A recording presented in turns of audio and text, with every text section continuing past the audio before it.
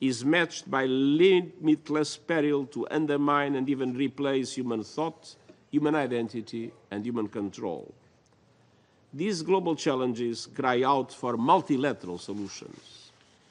The Pact for the Future, you adopted in September, is aimed at strengthening global governance for the 21st century and rebuilding trust, trust in multilateralism, trust in the United Nations, trust in this Council. At its heart, the Pact for the Future is a pact for peace, peace in all the dimensions. It puts forward concrete solutions to strengthen the machinery of peace, drawing from proposals to the new agenda for peace that prioritize prevention, mediation, and peace building. The Pact seeks to advance coordination with regional organizations and ensure the full participation of women, youth, and marginalized groups in peace processes. And it calls for strengthening the Peace-Building Commission to mobilize political and financial support for nationally owned peace-building and prevention strategies. The Pact also includes the first multilateral agreement on nuclear disarmament in more than a decade, new strategies to end the use of chemical and biological weapons, and revitalized efforts to prevent an arms race in outer space and advance discussions on lethal autonomous weapons. It also calls on member states to live up to their commitments enshrined in the UN Charter and the principles of respect for sovereignty, territorial integrity, and the political independence of states. It reaffirms unwavering commitment to abide by international law and prioritize the peaceful settlement of disputes through dialogue. And it recognizes the role of the United Nations in preventive diplomacy. And it reinforces the need to uphold all human rights, civil, political, economic, social, and cultural.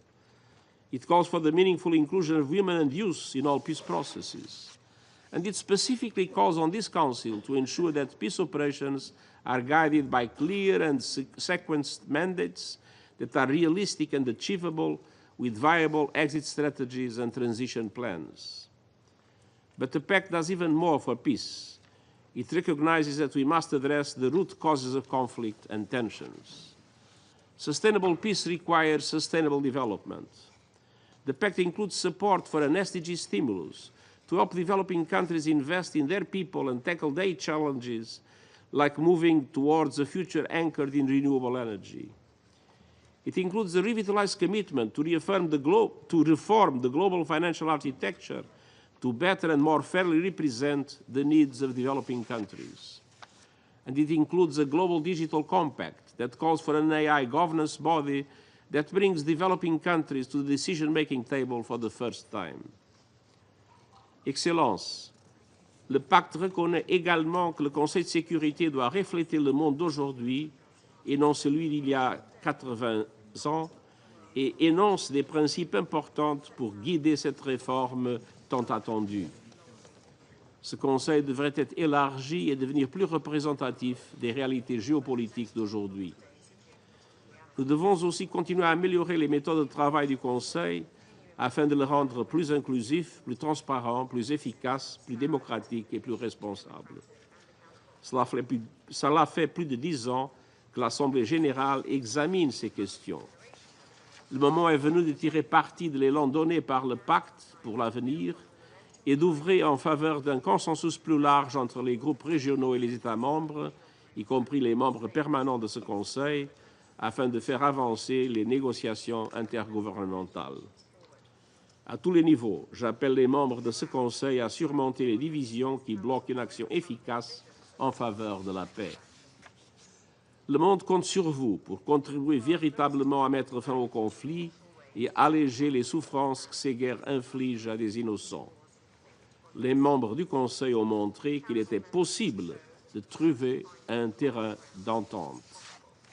Qu'il s'agisse du déploiement des opérations de maintien de la paix, de l'adoption de résolutions vitales sur l'aide humanitaire, de la reconnaissance historique des problèmes de sécurité rencontrés par les femmes et les jeunes, ou encore de la résolution 2719 qui appuie les opérations de soutien à la paix menées par l'Union africaine à travers des contributions obligatoires.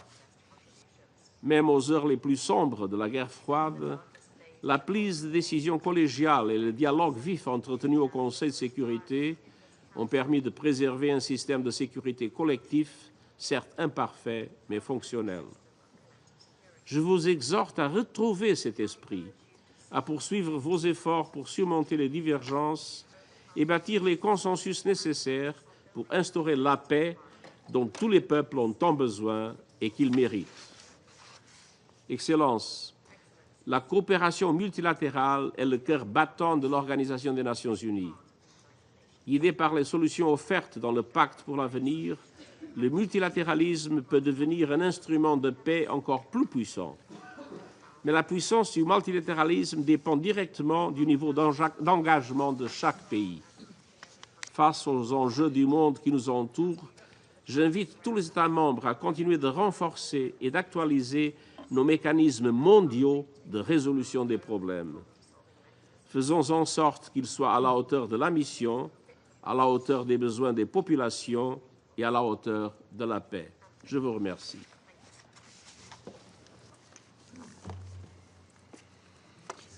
感谢秘书长的发言。我现在以中华人民共和国外交部长的身份发言。尊敬的古德斯秘书长、各位同事，我要感谢秘书长出席今天的会议，有所通报。2025年是联合国成立80周年。当年我们的前辈浴血奋战，赢得了反法西斯战争的伟大胜利。在历经2次世界大战浩劫后，国际社会痛定思痛，联合国应运而生，多边主义渐成时代主流，全球治理谱写历史新篇。过去80年是世界多极化和经济全球化加速发展的80年，是各国人民砥砺前行、共赢挑战的80年，也是全球南方崛起壮大的80年。同时，人类社会穿越冷战阴霾，走出两极对峙，但是却没有能够迎来全面的和平和共同的繁荣。进入21世纪第3个10年，和平与发展事业依然任重道远。80年的历史启示我们，面对变乱交织的世界，以联合国为核心的国际体系是人类进步事业的重要保障。以协调合作为基石的多边主义理念是解决全球性问题的最佳方案。面对命运与共的历史大势，任何国家都无法独善其身，合作共赢才是正确选择。面对深刻变化的世界格局，全球南方不仅要开创共同迈向现代化的历史壮举，更要在完善全球治理体系中走在前列。秘书长先生、各位同事，不忘初心，方能开辟未来。当前世界百年变局加速演进，地缘冲突不断升级，多重危机纷至沓来，不稳定和不确定性日益突出。在这个动荡变革加剧的时期，我们比任何时候都更需要重温联合国成立的初心，重振真正的多边主义，加快构建更加公正合理的全球治理体系。为此，中方主张：第一，坚持主权平等，所有国家不分大小强弱，一律平等，这是联合国宪章的首要原则。在推进全球治理中，各国都有权利平等，都有权平等参与、平等决策、平等受益。要尊重各国人民自主选择的发展道路，坚持不干涉内政原则，不把自己的意志强加于人。要厉行国际法治，确保国际法有效实施，反对双重标准和选择性适用。联合国安理会决议是有约束力的，各国均应遵守。联合国安理会是有权威性的，各国均应维护。任何恃强凌弱、巧取豪夺，都是对国际关系基本准则的粗暴践踏。任何绕过联合国安理会授权的单边制裁，都于法无据、于理不合、于情不通。第二，坚持公平正义。主持公道、伸张正义是全球治理的必然要求。二战结束以来，一大批南方国家相继走上历史舞台，全球治理架构不适应、不合理之处逐渐凸显。新形势下，国际事务不应再由少数国家垄断，南方国家有权提出并维护自身的正当利益。发展成果也不应再由少数国家独占，各国人民都有过上幸福生活的权利。联合国安理会的改革要坚持民主协商，提高发展中国家，特别是非洲国家的代表性和发言权，切实纠正历史不公。第三，坚持团结协作。促进国际合作是联合国宪章重要宗旨，也是完善全球治理的必由之路。我们要秉持共商共建共享原则，以协作取代对抗，以共赢防止多输，以大团结破击小圈子。不能坐视多边机构因为会员国无法合作而失能失效。联合国安理会更应超越狭隘的地缘政治考量，秉持团结合作精神，履行好联合国宪章赋予的职责，更好地维护国际和平和安全。第四，坚持行动导向。完善全球治理不是说出来的，而是干出来的。面对绵延不断的战火，面对无辜生命的逝去，面对新兴技术的挑战，联合国机构不能空喊口号，而要解决问题。去年9月，联合国未来峰会成功通过未来契约，现在要做好协同落实，把路线图转化为施工图，把美好愿望转化为丰富实践。中东局势依然紧张脆弱，加沙和约旦河西岸都是巴勒斯坦人民的家园，不是政治交易的筹码。8人之8是加沙战后治理必须遵循的重要原则。要坚持两国方案，推动巴勒斯坦问题得到全面、公正、持久解决，实现中东地区的长治久安。乌克兰危机延宕即将超过3年，近期寻求对话谈判的趋势在上升。中国从危机发生后就倡导政治解决，坚持劝和促谈。我们支持一切有利于和谈的努力。中方将继续以习近平主席提出的4点主张为遵循，会同各国，尤其是全球南方国家，发出更多客观、公正、理性的声音，为止战汇聚共识，为和平铺路架桥。秘书长先生、各位同事，80年前，中国代表第一个在联合国宪章上郑重签字，用中国毛笔书写了世界历史浓墨重彩的一页。自中华人民共和国恢复在联合国合法席位以来，我们一以贯之，不断为全球治理做出中国贡献。中国国家主席习近平提出的构建人类命运共同体理念和全球发展倡议、全球安全倡议、全球文明倡议，就是为改革完善全球治理提供的中国方案。我们追求和平安全的全球治理。作为在和平与安全问题上记录最好的大国，中国坚持走和平发展道路，坚持以和平手段解决争端分歧，坚持为推动热点问题的解决发挥建设性作用。中国的蓝葵已经成为联合国维和行动的关键力量，为世界和平点亮希望。我们推进共同发展的全球治理。作为世界最大的发展中国家，中国聚精会神推进高质量发展，坚定不移扩大高水平开放，已经成为150多个国家和地区的主要贸易伙伴。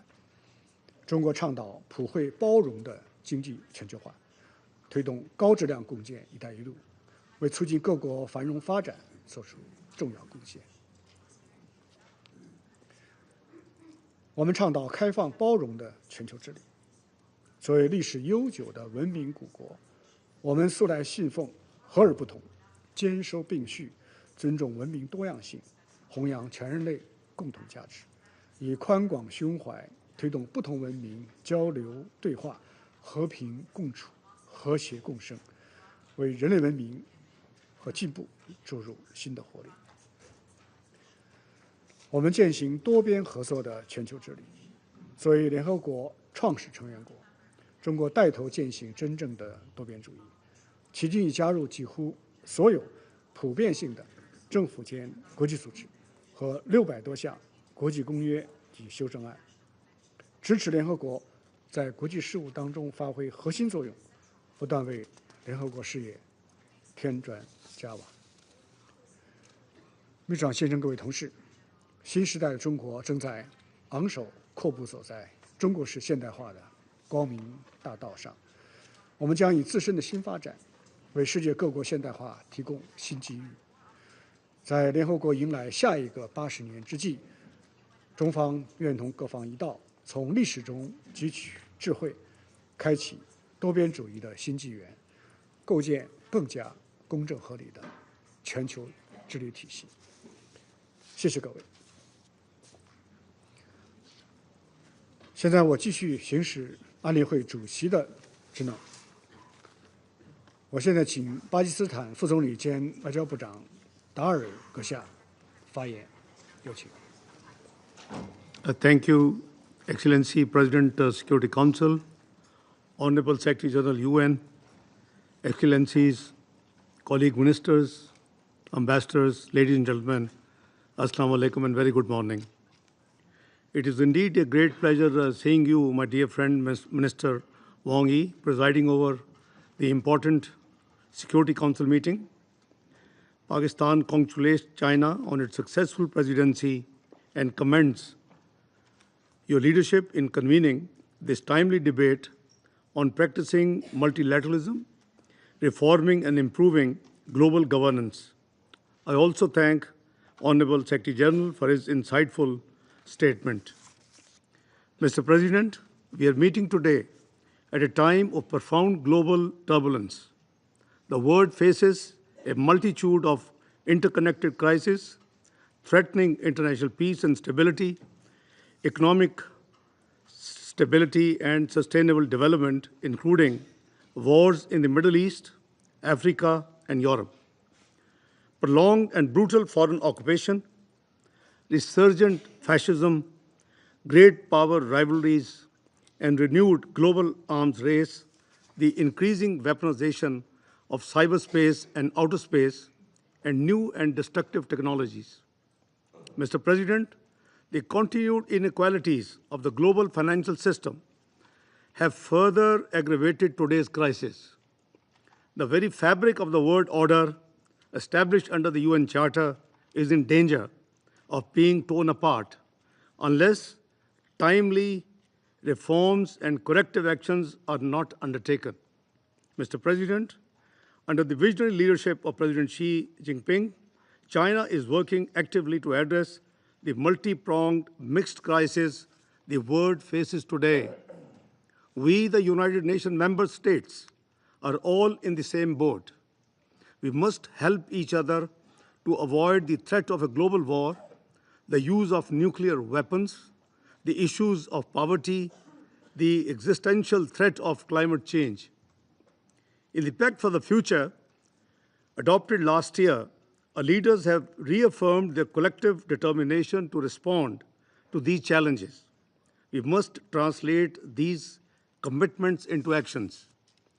It is clear that these complex and interlinked challenges can only be addressed through a renewed recourse to the multilateralism based on the universal and consistent adherence to the fundamental principles of the UN Charter, self-determination of peoples, non-use of threat force, non-acquisition of territory but the use of force, respect for the sovereignty and territorial integrity of all states, non-interference in their internal affairs, and pacific settlement of disputes.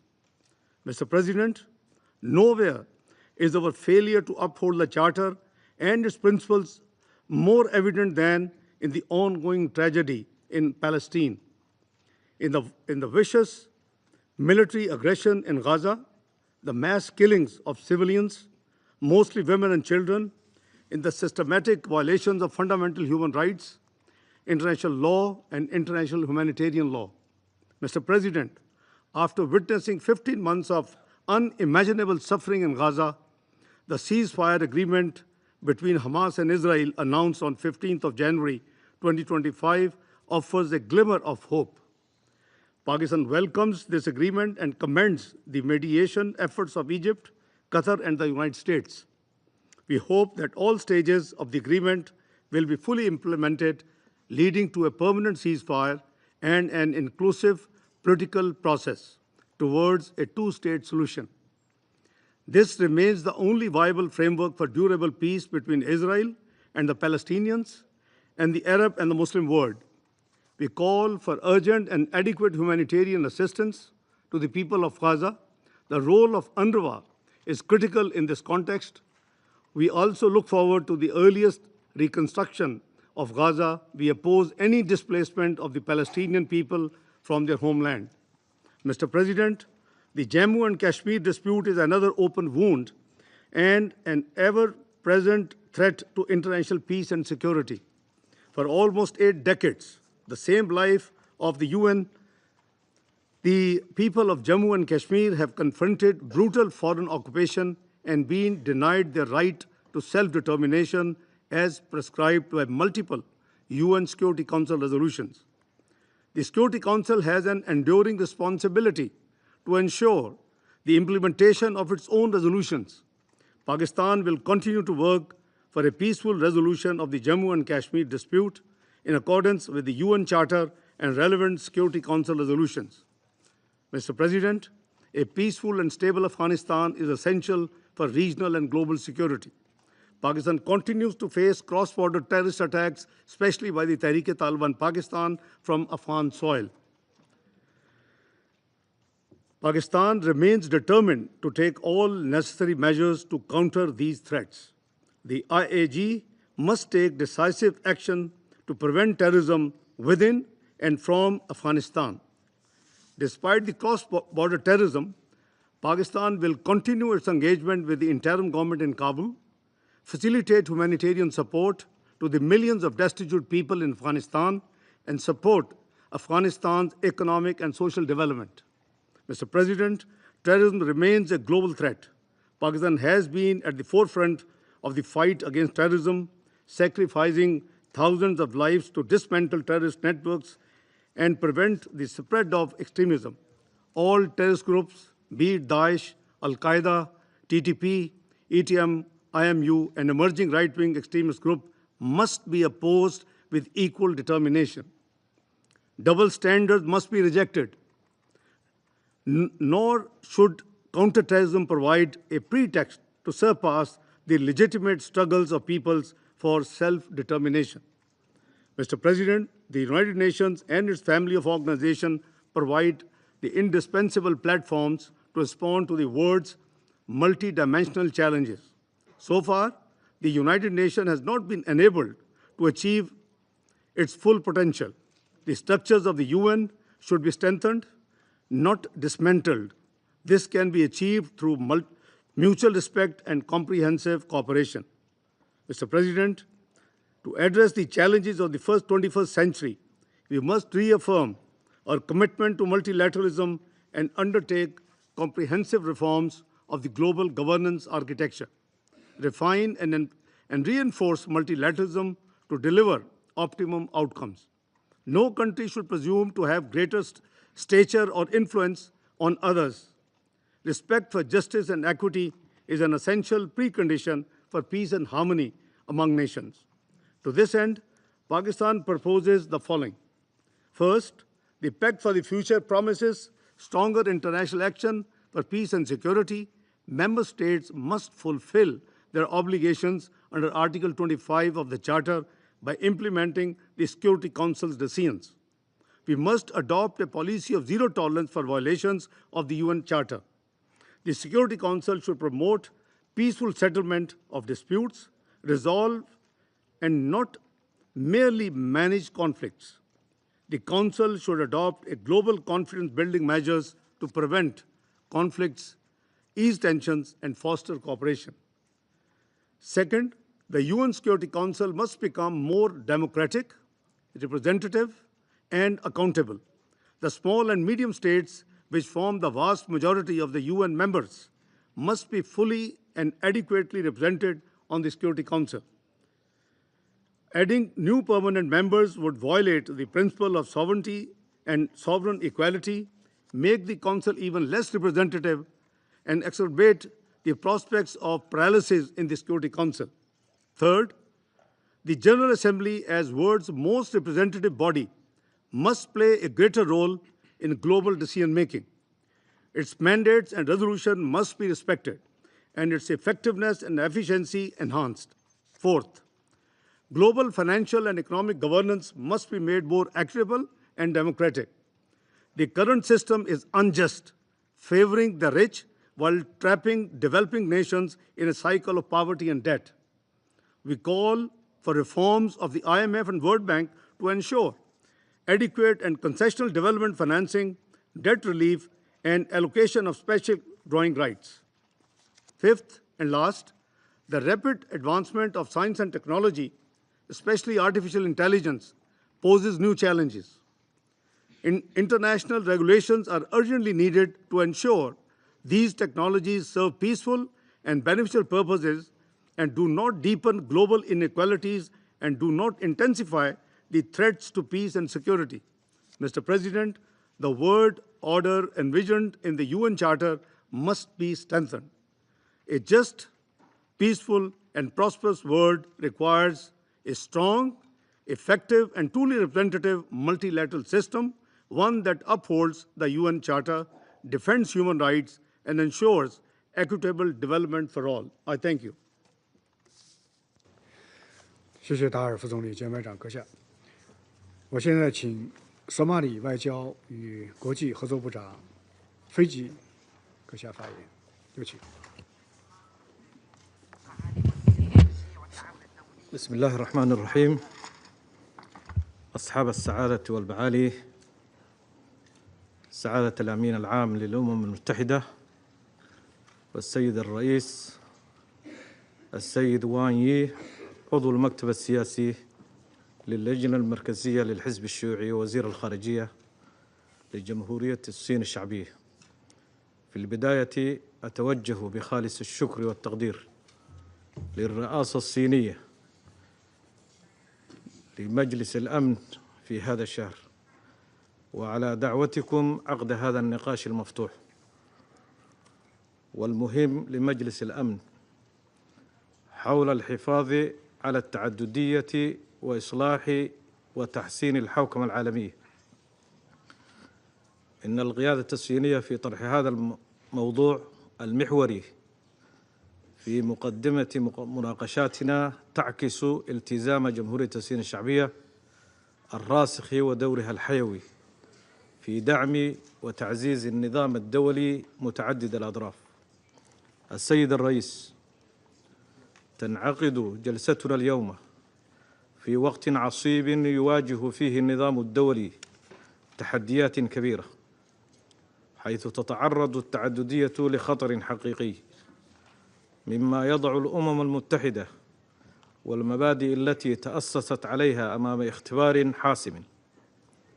في ظل تنامي التوجهات الإلحادية والأفكار القومية المتطرفة، نجد أن الجهود الأممية التي تحققت بفضل الإيمان بالتعددية تتعرض للتهديد. قبل 8 عقود أدرك القادة المؤسسون للأمم المتحدة أن العالم لا يمكن أن يزدهر وتنعم أي دولة بالسلام والاستقرار ما دام الاستقطاب والصراعات هي المحرك الأساسي. لذا كان إيمانهم بالتعددية واضحاً، وهو ما انعكس في ميثاق الأمم المتحدة وتعهدهم بإنقاذ الأجيال القادمة من ويلات الحروب، والعمل على تعزيز التعاون والحفاظ على السلم الدولي. السيد الرئيس، في ظل المشهد الحالي القاتم الذي يعيشه المجتمع الدولي اليوم، تتجلى الحاجة الملحة لتطوير مؤسساتنا والعمل سوياً بروح جماعية لمواجهة التحديات غير المسبوقة التي نواجهها.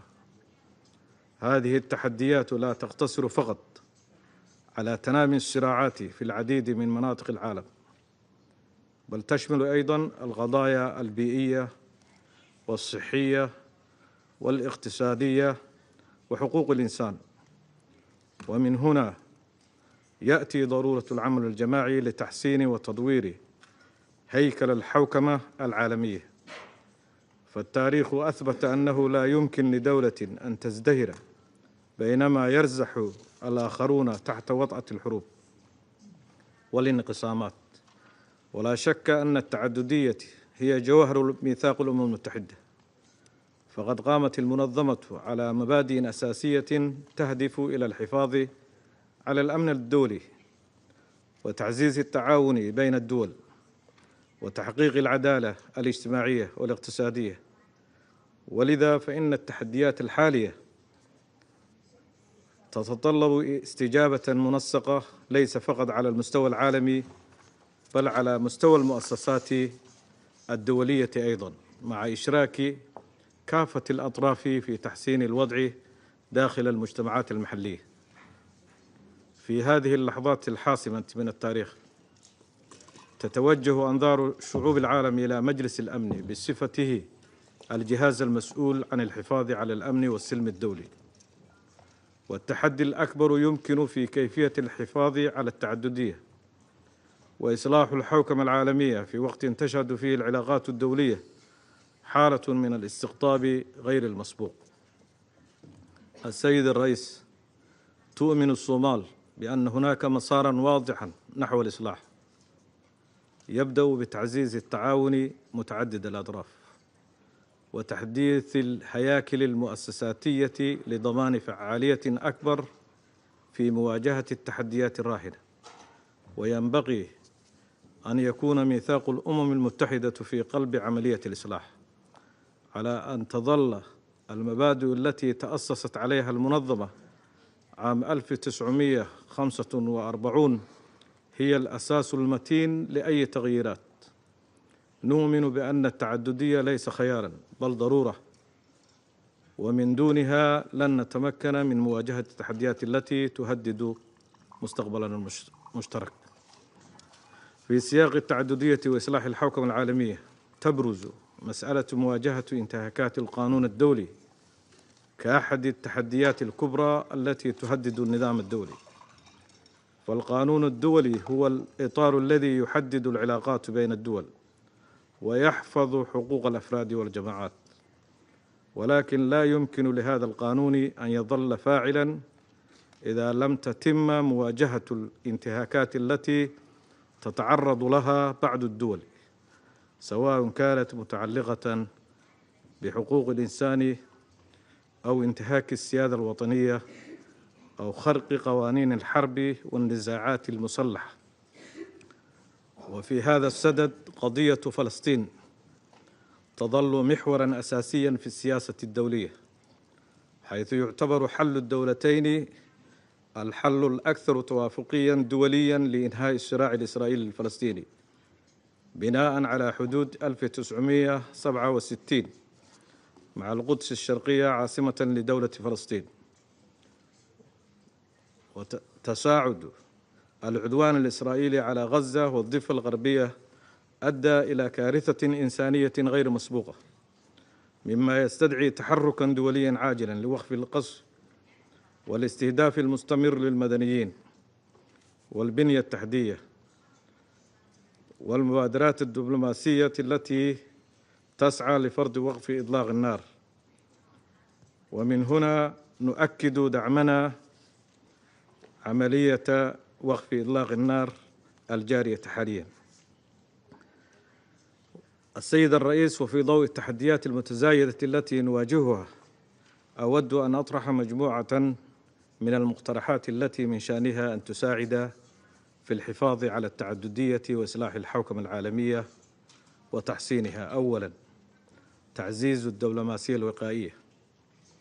يجب على مجلس الأمن تبني نهج استباقي من خلال تقوية آليات الدبلوماسية الوقائية عبر الوساطة المبكرة لخفض التوترات ومنع اندلاع الصراعات. ثانياً، إصلاح مجلس الأمن. يتطلب النظام الدولي القائم على التعددية إصلاحاً جذرياً في هيكل مجلس الأمن، حيث أن هناك مخاوف مشروعة لدى الجنوب تتعلق بنقص تمثيلها. لذلك يجب المضي قدماً في إصلاح مجلس الأمن وتوسيع عضويته، بما في ذلك منح الدول الإفريقية مقعدين دائمي العضوية الكاملة، وذلك تماشياً مع التغيرات الجيوسياسية. ثالثاً، الانتهاكات الواضحة للقانون الدولي والإفلات من العقاب. نواجه اليوم تحديات جمة تتمثل في الانتهاكات الصارخة للقانون الدولي وعدم تنفيذ قرارات مجلس الأمن. لذا نشدد على وجود آليات فعالة لتطبيق القرارات الدولية التي من شأنها أن تقوي من قدرة الأمم المتحدة على أداء دورها كضامن للسلام والأمن الدولي. رابعاً، الذكاء الاصطناعي وتفاوت القدرات بين الدول. مع تسارع تطور التكنولوجيا، تشهد الدول تفاوتاً كبيراً في القدرة على الوصول إلى هذه التكنولوجيا واستخدامها لصالح التنمية. الدول المتقدمة تستفيد من هذه التقنيات لتعزيز قوتها الاقتصادية والأمنية، بينما تظل الدول النامية في موقف أقل، مما يعمق الفجوة العالمية. من هنا تتضح أهمية تعزيز التعاون الدولي ونقل المعرفة التكنولوجيا في هذا المجال. خامساً وأخيراً، المستقبل وتعزيز التعددية. رسم ميثاق قمة المستقبل حجر الأساسي لتعزيز التعددية في نظام الدولي، الذي أكد على تضافر الجهود بين الدول لمواجهة التحديات العالمية المشتركة. وفي هذه المرحلة الحاسمة يجب الاستفادة من روح قمة المستقبل لتعزيز المبادئ الأساسية التي قامت عليها الأمم المتحدة. وأخيراً، لا بد من الحفاظ على التعددية والدفاع عنها من أجل تحقيق السلام الدائم والتنمية المستدامة. أمامنا مسؤولية تاريخية في تعزيز التعاون الدولي، وعلى مجلس الأمن دور محوري في القيام بالإصلاحات اللازمة للحوكمة العالمية. فلنعمل سوياً على بناء نظام عالمي أكثر عدلاً وشمولاً، حيث تكون رفاهية الشعوب هي أولوية القصوى. إن ازدهار الجميع هو ما يضمن بقاء مجتمع دولي مستقر. وشكراً سيد الرئيس.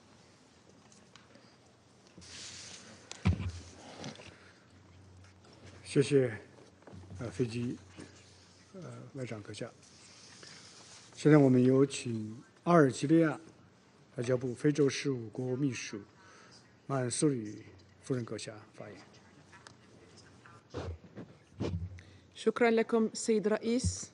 معالي السيد وانغ يي وزير الشؤون الخارجية لجمهورية الصين الشعبية، أود في البداية أن أغتنم هذه الفرصة لتهنئتكم على قيادتكم الحكيمة لأعمال مجلس الأمن خلال الشهر الجاري.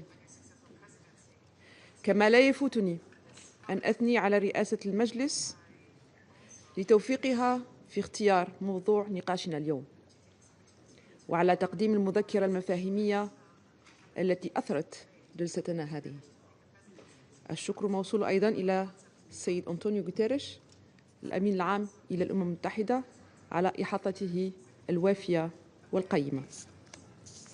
السيد الرئيس، إن اجتماعنا اليوم ينعقد في سياق دولي بالغ التعقيد، يشهد تصعيداً مقلقاً في التوترات الجيوسياسية وتعدداً للأزمات السياسية والأمنية من نزاعات مسلحة وكوارث إنسانية وتحديات اقتصادية وبيئية، فضلاً عن آفة الإرهاب والجريمة المنظمة العابرة للحدود، مما يهدد الأمن والسلم الدوليين ويمس بفعالية منظومتنا المتعددة الأطراف.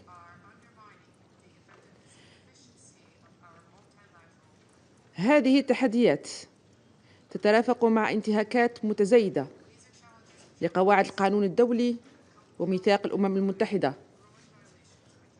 وتهميش دور المنظمات القارية خاصة الاتحاد الإفريقي ومحاولات فرض معايير مزدوجة في التعامل مع النزاعات الحالية خاصة في القارة الإفريقية.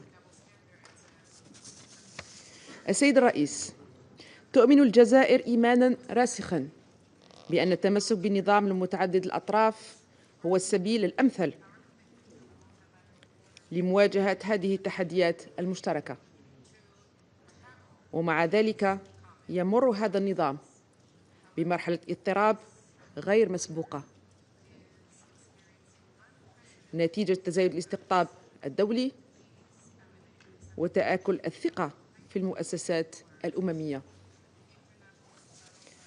وعليه فإن إصلاح المنظومة المتعددة الأطراف أصبح ضرورة ملحة لا تحتمل التأجيل، على أن يكون هذا الإصلاح شاملاً عادلاً ومتوازناً. وفي هذا السياق تود الجزائر تسليط الضوء على 5 نقاط أساسية تراها ضرورية لتوجيه مسار إصلاح منظومة الأمم المتحدة وتعزيز فعالية النظام المتعدد الأطراف. أولاً، ضرورة الحفاظ على الدور المركزي للأمم المتحدة مع التأكيد على تعزيز التمثيل العادل والمتوازن داخل أجهزتها الرئيسية وعلى رأسها مجلس الأمن. ليس من المقبول استمرار الظلم التاريخي الواقع على إفريقيا، القارة التي تشكل أكثر من ربع الدول الأعضاء في الأمم المتحدة، بينما تظل محرومة من أي تمثيل دائم داخل هذا المجلس، وتمثيلها في الفئة غير الدائمة يبقى جد محدود. وفي هذا السياق تؤكد الجزائر دعمها القوي للموقف الإفريقي الموحد، كما تضمنه توافق إيزلويني وإعلان سيرت، وهو موقف يحظى اليوم بتأييد متزايد من قبل الدول الأعضاء. ثانياً، تنشيط دور الجمعية العامة للأمم المتحدة باعتبارها الجهاز الأكثر تمثيلاً وشمولاً، ومنحها صلاحيات أوسع في معالجة القضايا الدولية الكبرى، بما يعزز الديمقراطية داخل المنظومة الأممية. إن إعادة التوازن بين أجهزة الأمم المتحدة بات أمراً ملحاً، بحيث لا تختزل النظام الأممي في مجلس الأمن وحده، بل تستعيد الجمعية العامة مكانتها كمنبر رئيسي لاتخاذ القرارات ذات الطابع الشامل والمصيري. فهي بحكم تمثيلها لجميع الدول الأعضاء تبقى الإطار الأمثل لتجسيد مبدأ الديمقراطية الدولية والحوكمة المتوازنة. لقد أظهرت النقاشات الأخيرة هنا في هذا المجلس، بما في ذلك خلال الاجتماعات المفتوحة سابقاً، توافقاً واسعاً حول ضرورة إعادة الاعتبار لدور الجمعية العامة وضمان احترام صلاحيتها وفقا لما ينص عليه الميثاق. وفي هذا الشأن فإننا نشيد بالدور المحوري الذي تلعبه محكمة العدل الدولية باعتبارها الجهاز القضائي الرئيسي للأمم المتحدة في الوقاية من نشوب النزاعات الدولية وتسويتها بطرق السلمية. ولا يسعنا في هذا السياق إلا أن نثني على الدور البارز الذي قدمت به المحكمة في تحقيق العدالة وتعزيز سيادة القانون من أجل إنصاف الشعب الفلسطيني،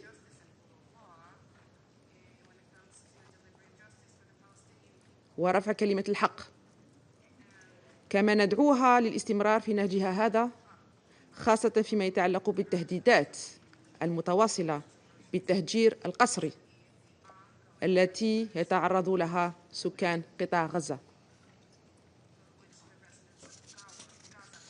ثالثاً، تحسين أساليب عمل مجلس الأمن بما يجعله أكثر شفافية وكفاءة ويضمن تكافؤ الفرص بين جميع أعضائه. في هذا الإطار تذكر الجزائر بالمبادرة التي أطلقتها خلال عضويتها الحالية في المجلس،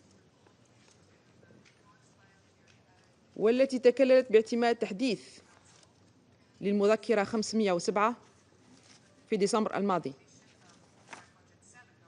بهدف تحقيق المساواة في الاطلاع على وثائق المجلس بين الأعضاء الدائمين والمنتخبين. هذه الخطوة لاقت ترحيباً واسعاً، وهي مثال حي على أن التوافق ممكن عندما تتوفر الإرادة السياسية ويسود روح البناء.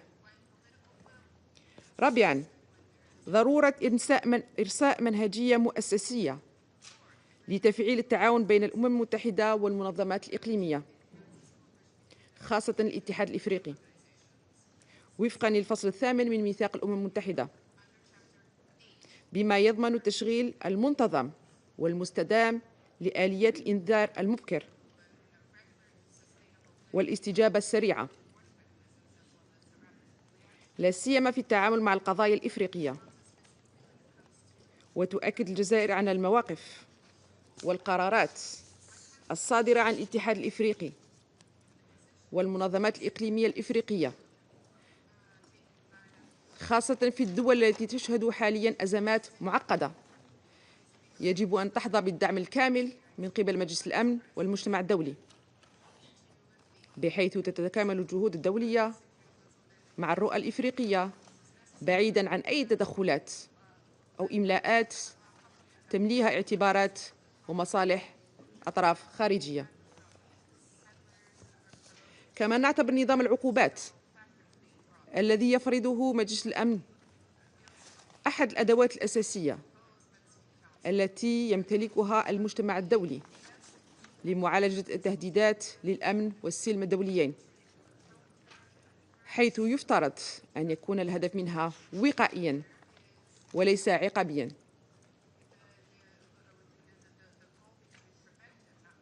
ومع ذلك يجب أن يتم تطبيق نظام العقوبات بحذر، مع التركيز على الوقاية من الأزمات قبل تفاقمها، حيث أن العقوبات غير المدروسة قد تؤدي إلى تفاقم الأوضاع الإنسانية وزيادة معاناة الشعوب والمدنيين، مما يتعارض مع المبادئ الأساسية لحقوق الإنسان. وفي سياق تعزيز تعاون متعدد الأطراف، يجب أن نعيد النظر في كيفية تصميم وتنفيذ نظام العقوبات بحيث يرتكز أكثر على عنصر الوقاية. ينبغي أن تكون العقوبات مدعومة بجهودات دبلوماسية فعالة تهدف إلى حل النزاعات وتحقيق السلام، مما يضمن عدم تحول هذه التدابير إلى عقوبات قاسية ضد الشعوب، والتي قد تؤدي إلى انتهاكات صارمة لحقوق الإنسان. ويتطلب ذلك تعزيز التنسيق بين الدول الأعضاء في مجلس الأمن وتفعيل آليات الحوار والتفاوض بهدف بناء الثقة ومنع النزاعات قبل أن تتطور وتتفاقم. إن تعزيز نظام متعدد الأطراف يتطلب منا التفكير في بدائل أكثر فعالية تعزز من الاستقرار وتعمل على تحقيق العدالة، مما يسهم في بناء عالم أكثر سلاماً وتعاوناً. خامساً، ضرورة تعبئة الموارد المالية اللازمة وتفعيل قنوات التمويل المستدام لدعم الدبلوماسية الوقائية وآلية الإنذار المبكر والاستجابة السريعة في إفريقيا، بما يعزز قدرات الدول الإفريقية على مواجهة التحديات الأمنية والإنسانية، ويدعم الديناميكيات الوطنية والقارية لتطوير هذه الآليات.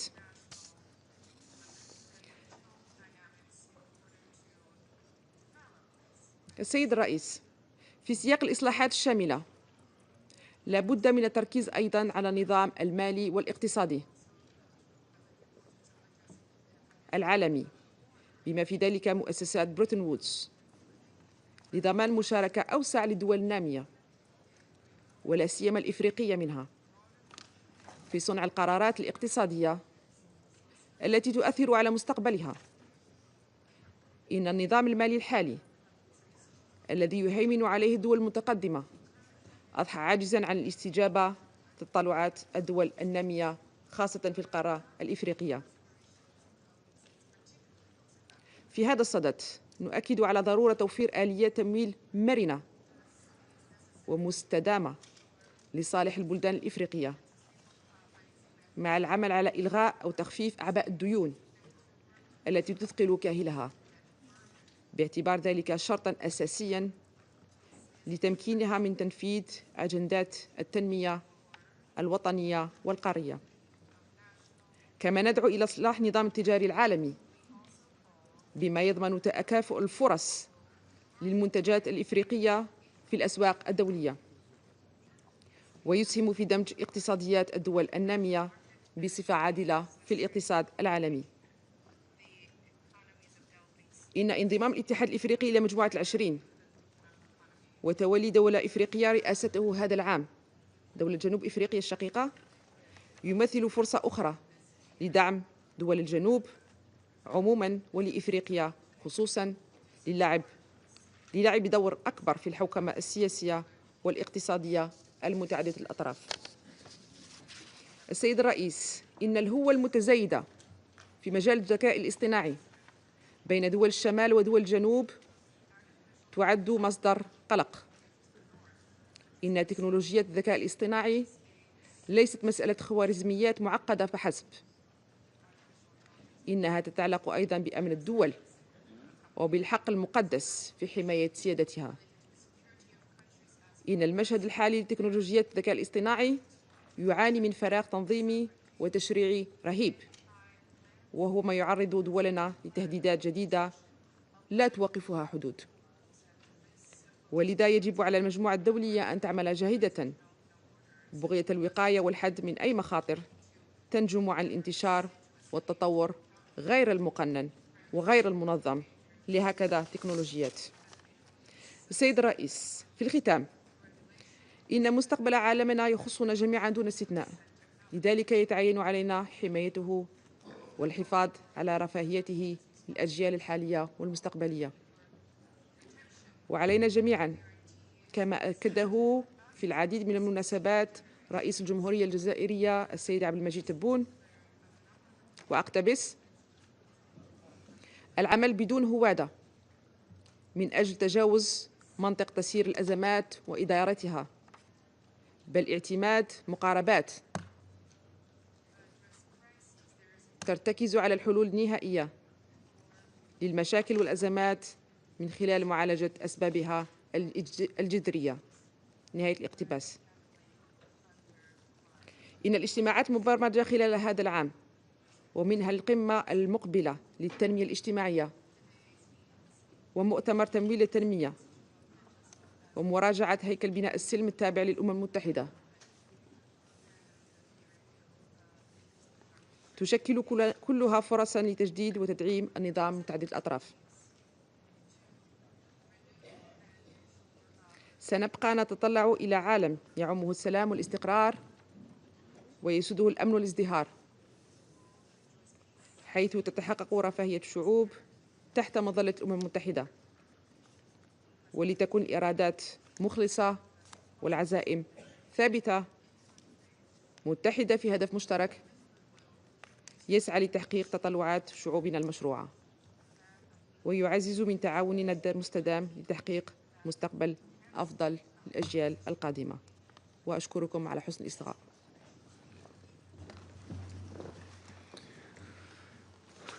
感谢曼苏尔夫人阁下的发言。下面，请塞尔扬外交与国际合作部副部长奥加丽女士阁下发言，有请。Mr. President, Your Excellency Wang Yi, Foreign Minister of the People's Republic of China, Sierra Leone commends the People's Republic of China for convening this important high-level open debate on the crucial topic of practicing multilateralism, reforming and improving global governance. At this critical moment in global affairs, this debate affords us the opportunity to reaffirm the foundational principles of the United Nations enshrined in its charter, including sovereign equality, non-interference, peaceful resolution of disputes, and collective security. I also thank the UN Secretary-General, His Excellency Antonio Guterres, for his instructive briefing. Multilateralism has been the cornerstone of international peace and security for 8 decades. As we approach the 80th anniversary of the United Nations later this year, it is a moment for reflection, to celebrate its achievements, acknowledge its shortcomings, and reaffirm our shared commitment to building a more just, equitable, and effective multilateral system. The United Nations was founded in the aftermath of the devastating Second World War with a solemn pledge to, I quote, save succeeding generations from the scourge of war. Over the past 8 decades, multilateralism has been pivotal in preventing and addressing conflicts, promoting peace, and advancing development. Yet, despite global wealth increasing, we face growing inequality both within and among nations. With 700 million people living in extreme poverty, constituting 8.5% of the global population, our world is beset by unprecedented challenges, including conflicts, pandemics, humanitarian crises, climate change, and technological disruptions. These require urgent, collective, and innovative responses. To address these pressing issues, let me highlight 4 key points. First, Sierra Leone strongly believes that multilateralism remains the best means to address global challenges. As the UN Secretary-General rightly stated, there is no other way to deal with global challenges than with global responses organized in a multilateral way. However, for multilateralism to be truly effective, it must be inclusive, representative, and results-driven. Our multilateral system must adapt to the changes in global economic dynamics, population, and influence. In particular, women and youth, as major stakeholders, must actively participate in policy making and development processes. Moreover, developing countries, especially in Africa and the Global South, must have a stronger voice in global decision-making. To this end, the UN Security Council, as the cornerstone of international peace and security, must be reformed to better reflect current geopolitical realities and ensure fair representation. Nearly 80 years since its formation, the Council remains outdated with its imbalanced composition, undermining its legitimacy and effectiveness. In this regard, Africa remains the most glaring victim of this inequity. Without structural reform, the Security Council's performance and legitimacy will continue to be questioned. As we reflect on the theme of reforming and improving global governance, it is crucial to recognize how Africa's exclusion from decision-making bodies such as the Security Council and the multilateral development banks hinders the continent's ability to contribute meaningfully to global governance. The legacy of colonialism, economic exploitation, and political marginalization has left deep scars, impairing Africa's development, stability, and influence in international affairs.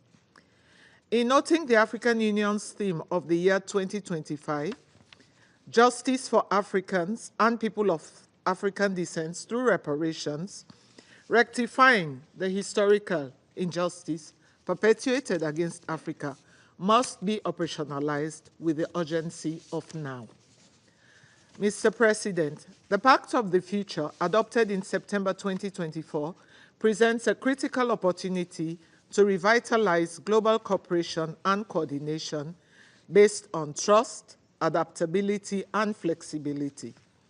The close cooperation between the Security Council and the African Union, Peace and Security Council, in addressing conflicts on the African continent demonstrates a commitment by both institutions to achieve the objectives of Action 21 of the Pact for achieving lasting peace and security. Recognizing the critical role of regional arrangements in preventing and resolving conflicts, this collaboration must be strengthened. Sierra Leone calls for concrete steps to implement the Pact's ambitious commitments, especially those related to the UN Security Council reform, bridging governance gaps, strengthening international cooperation, and reinforcing international law. Addressing inefficiencies and inconsistencies, particularly in improving the working methods of the Security Council, will enhance its legitimacy and capacity to implement the Pact for the Future and other forward-looking peace and development strategies. The COVID-19 pandemic has shown that addressing global crises requires more than just force. It requires innovation, agility, trust, and the sharing of information and expertise. These same principles must guide our efforts to prevent wars and deliver life-saving aid. Mr. President, secondly, the erosion of the rules-based system threatens global stability. At a time when unilateralism, protectionism, and disregard for international norms are on the rise, the role of international law in maintaining peace and security cannot be overstated. We must reaffirm our collective commitment to the principles of the UN Charter and upholding international law. A fair and consistent application of international law is essential to uphold the credibility of the global governance system and ensure peaceful coexistence. The Security Council must lead by example in upholding international law. The Council's resolutions must be implemented effectively and consistently, and international agreements and rules must be adhered to without selectivity, partiality, or double standards. To further strengthen multilateralism through international law, we encourage member states to utilize international judicial mechanisms as tools to address shared global concerns and disputes. In other words, judicial settlement of disputes, which gives significant expression to Article 2, number 3, and 33 of the UN Charter. Third, the challenges of the 21st century extend beyond traditional security threats. Non-traditional security issues, including climate change, artificial intelligence, cybersecurity, terrorism, and food insecurity, demand urgent and innovative global responses. These crises disproportionately affect developing nations, exacerbating their vulnerabilities.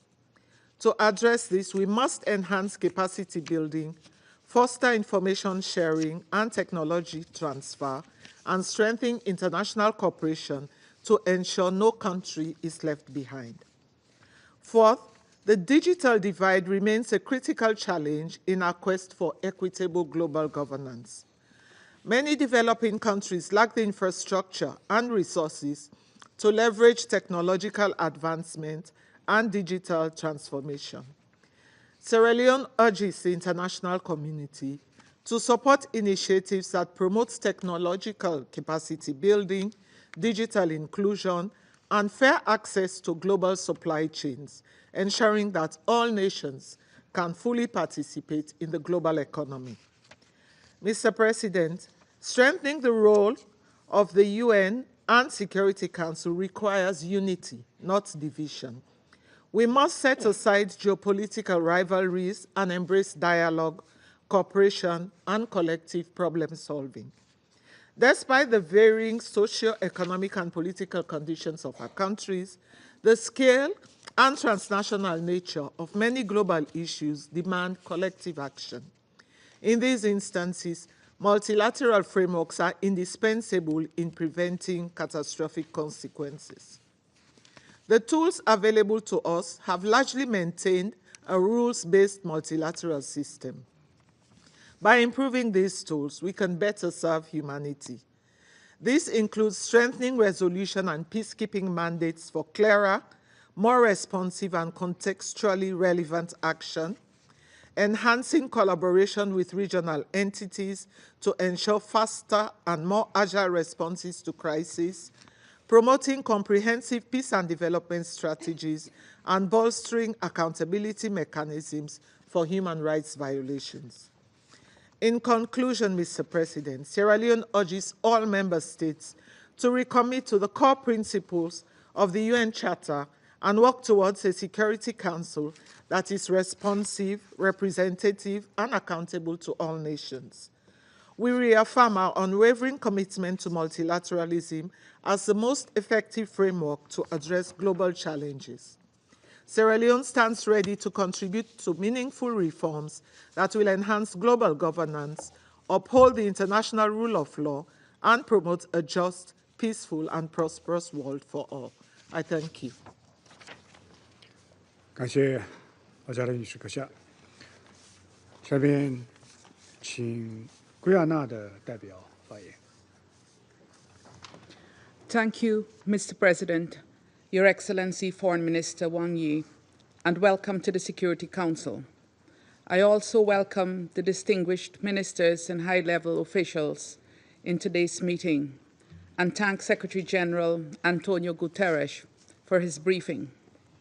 Mr. President, Guyana thanks China for convening this most relevant and timely debate on practicing multilateralism, reforming and improving global governance.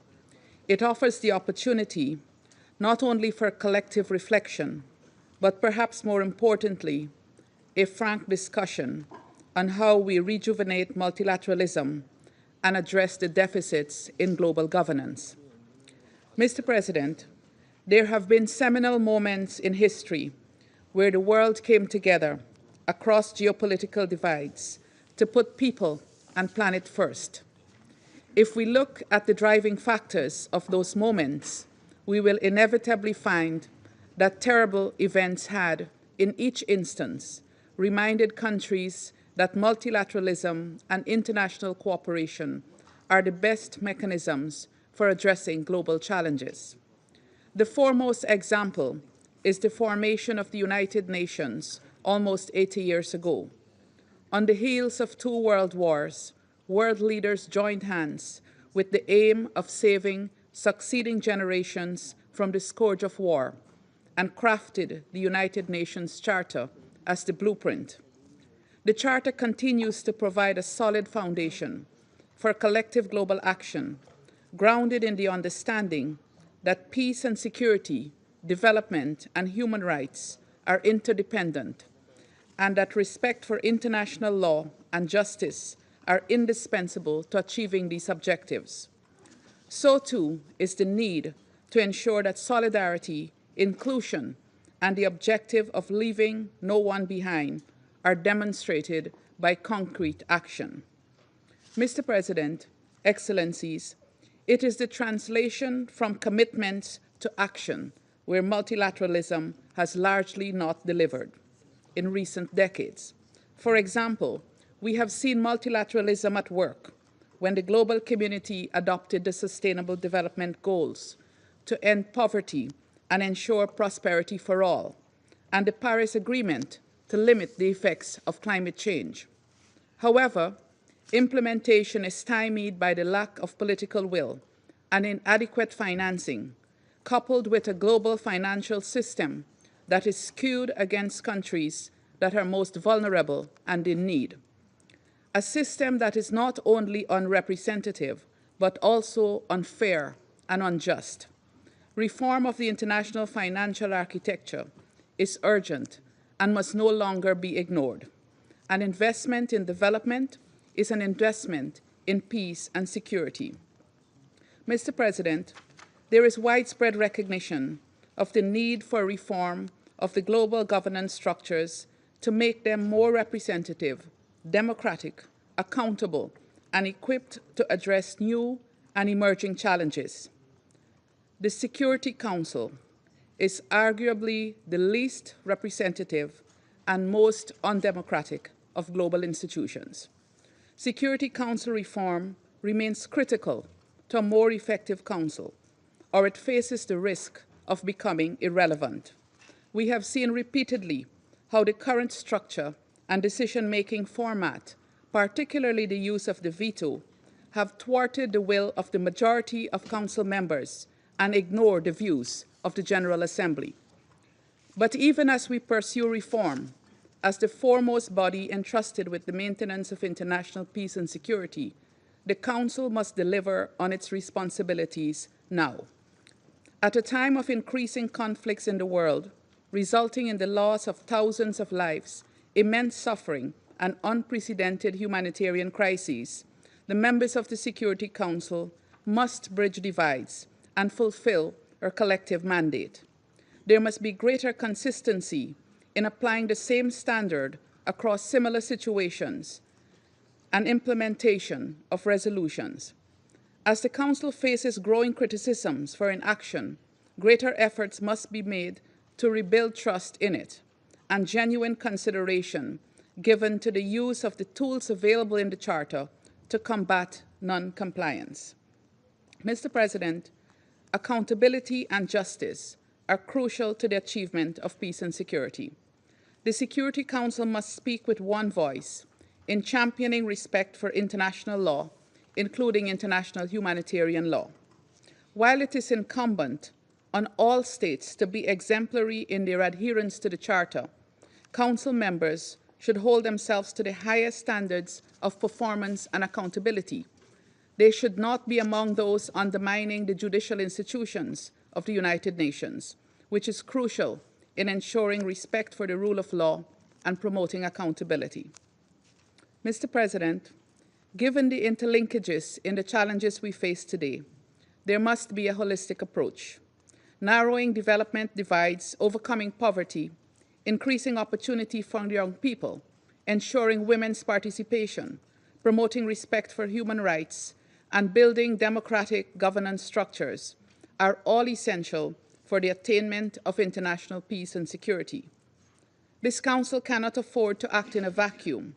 It must bring into consideration the related issues of poverty, hunger, inequality, climate change, and the impact of new technologies. In closing, Mr. President, last September, our heads of state and government took a definitive step with the adoption of the Pact for the Future, committing to protecting the needs and interests of present and future generations and transforming global governance. We must now, together, implement the actions outlined in the Pact, recognizing that no state can overcome the challenges we face on its own. It is global solidarity, supported by strong global governance structures and a requisite political will, which will help us to achieve a world that is peaceful, inclusive, sustainable, and prosperous. I thank you. 圭亚那代表的发言，下面我请丹麦代表发言。Thank you, Mr. President. Denmark welcomes the focus of today's debate. I also thank the Secretary General for his powerful words and his call to action. Mr. President, 80 years ago, from the ashes of two devastating world wars, the international community came together to establish the United Nations. The task was as momentous as it was visionary, to save succeeding generations from the scourge of war. It was a moment of hope in history, of unbridled optimism for humanity, for the promise of the Charter. Today, that promise remains as important as ever. Denmark is a founding member of this organization. Our belief remains as firm as it was 80 years ago, that many of our challenges are too great and too global for any nation, large or small, to face it alone.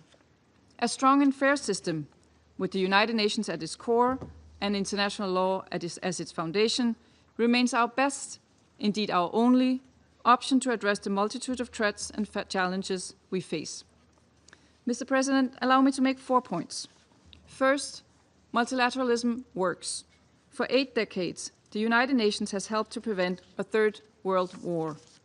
Together, we have created programs to reduce poverty and hunger, protect human rights, eradicate disease, increase access to education and healthcare, advance gender equality, and build sustainable peace. We have worked to expand and uphold international law and pursued accountability when international crimes have been committed. While much remains to be done, let me be clear. Denmark strongly supports this system and all that we have achieved, imperfect as it may be. Second, Mr. President, recent landmark agreements such as the Pact for the Future, the 2030 Agenda, and the Paris Agreement exemplify the potential of multilateralism at its best. But potential must be translated into impact. What is needed now is implementation. The Pact presents a bold vision for this multilateral system, including the Security Council. Around this table, it is our responsibility to act. We must not be afraid to rethink our tools, to adapt to changing realities. This is especially necessary for UN peace operations. Denmark firmly believes that UN peace operations remain indispensable for addressing conflicts and sustaining peace. For millions, the blue helmet represents hope in the darkest corners of conflict. But as the very nature of conflict evolves, so too must our response. To effectively address the complex security challenges of our time, more agile, adaptable, and responsive approaches are needed. This includes working across the whole peace continuum, from preventive measures and diplomacy to peacekeeping and post-conflict recovery. The Security Council should lead in advancing fresh thinking on how to ensure this. Mr. President, my third point. We cannot seriously tackle the issues facing multilateralism when the Security Council continues to operate in the reality of yesteryear. Excellencies, it is no longer 1945.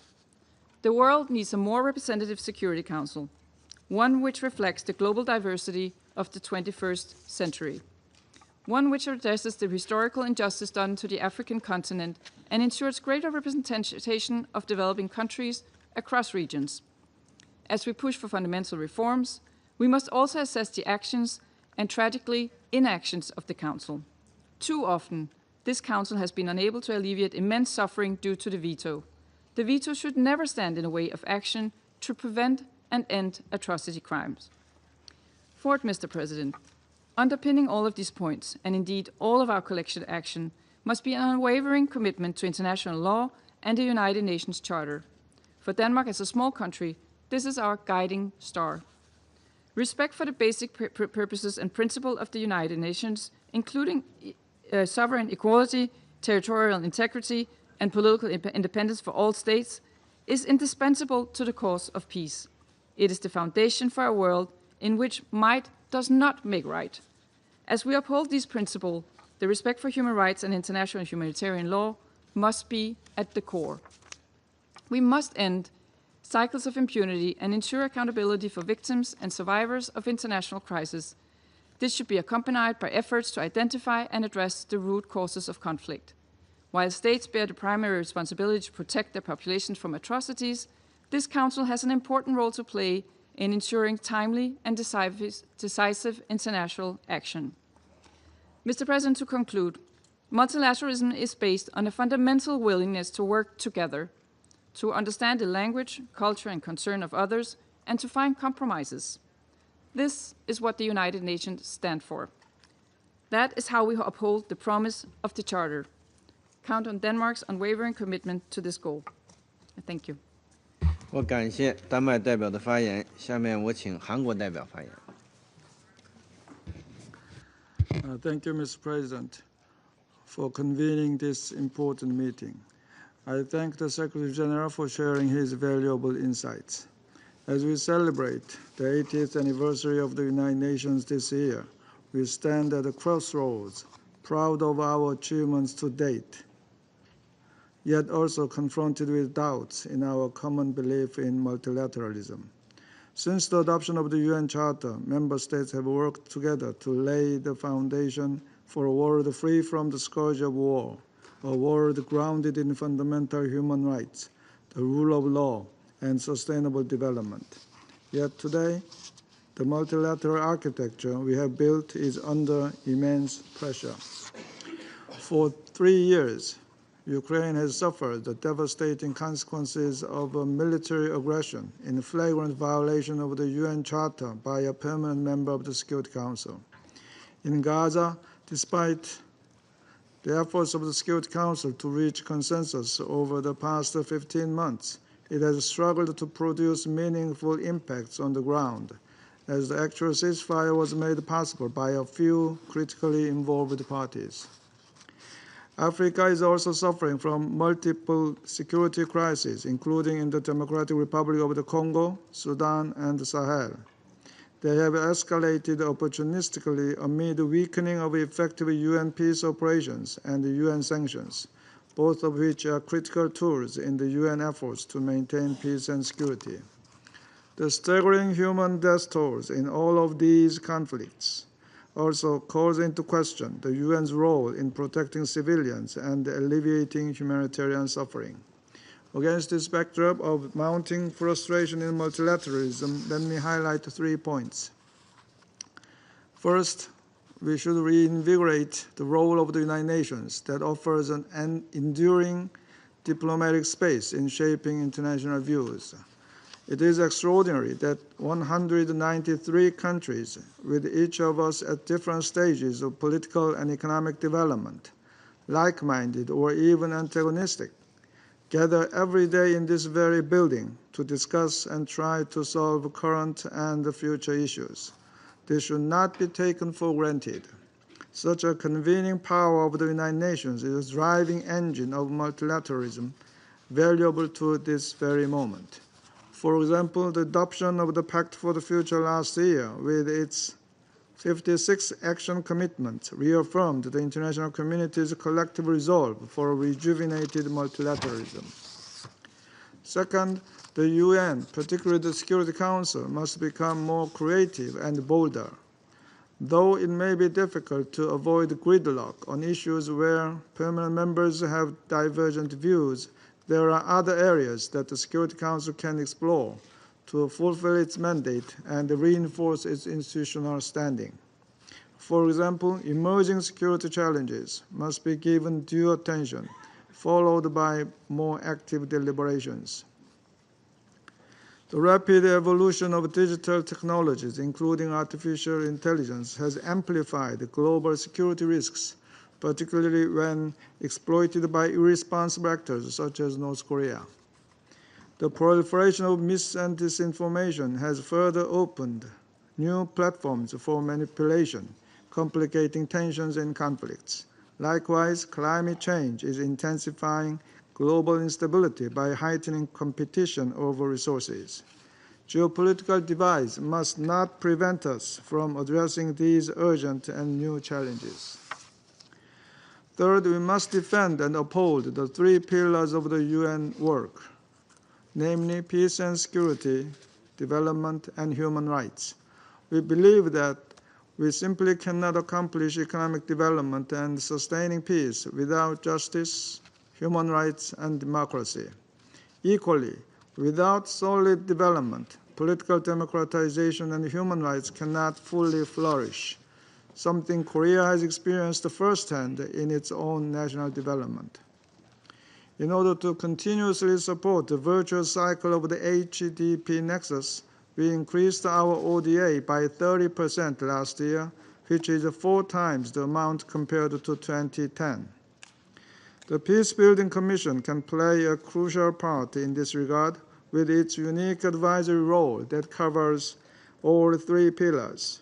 As a Security Council PBC informal coordinator, the Republic of Korea is committed to bringing greater coherence to both bodies. Mr. President, on a final note, the rise of the elected 10 members in the Security Council gives us a sense of inspiration and hope that they can take the lead when geopolitics divide the Council. In this vein, Security Council reform should be navigated in such a way that empowers more elected members, increasing the Council's accountability to the wider membership. Now, more than ever, global challenges require global cooperation. Korea remains steadfast in its commitment to strengthening multilateralism, and we will continue to work with all partners to this end. Thank you, Mr. President. 感谢韩国代表的发言。下面我请巴拿马代表发言。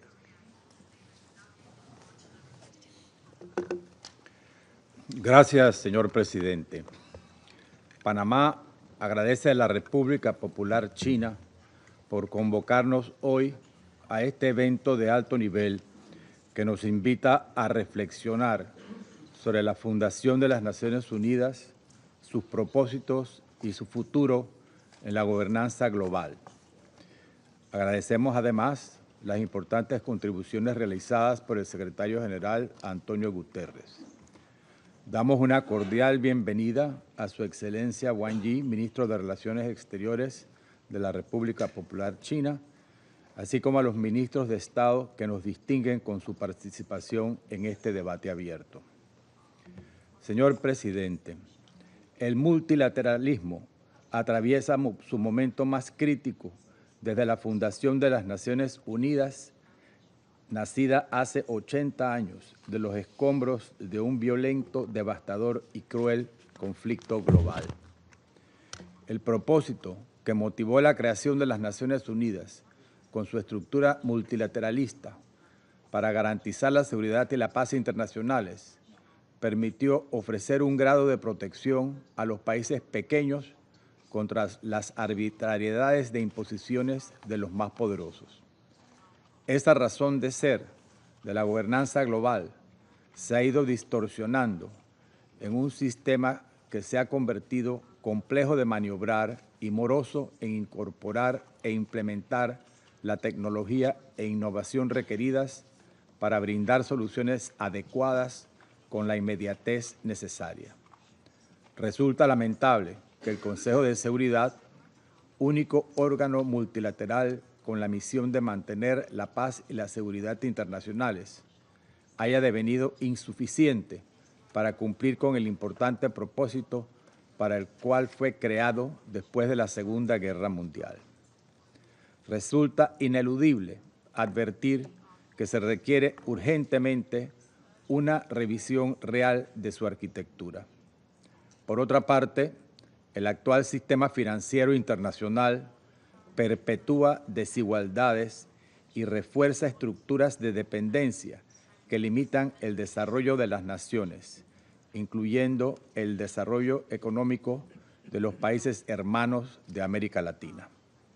La integridad territorial, la soberanía y el derecho de los pueblos a decidir su propio destino no son ni pueden ser negociables.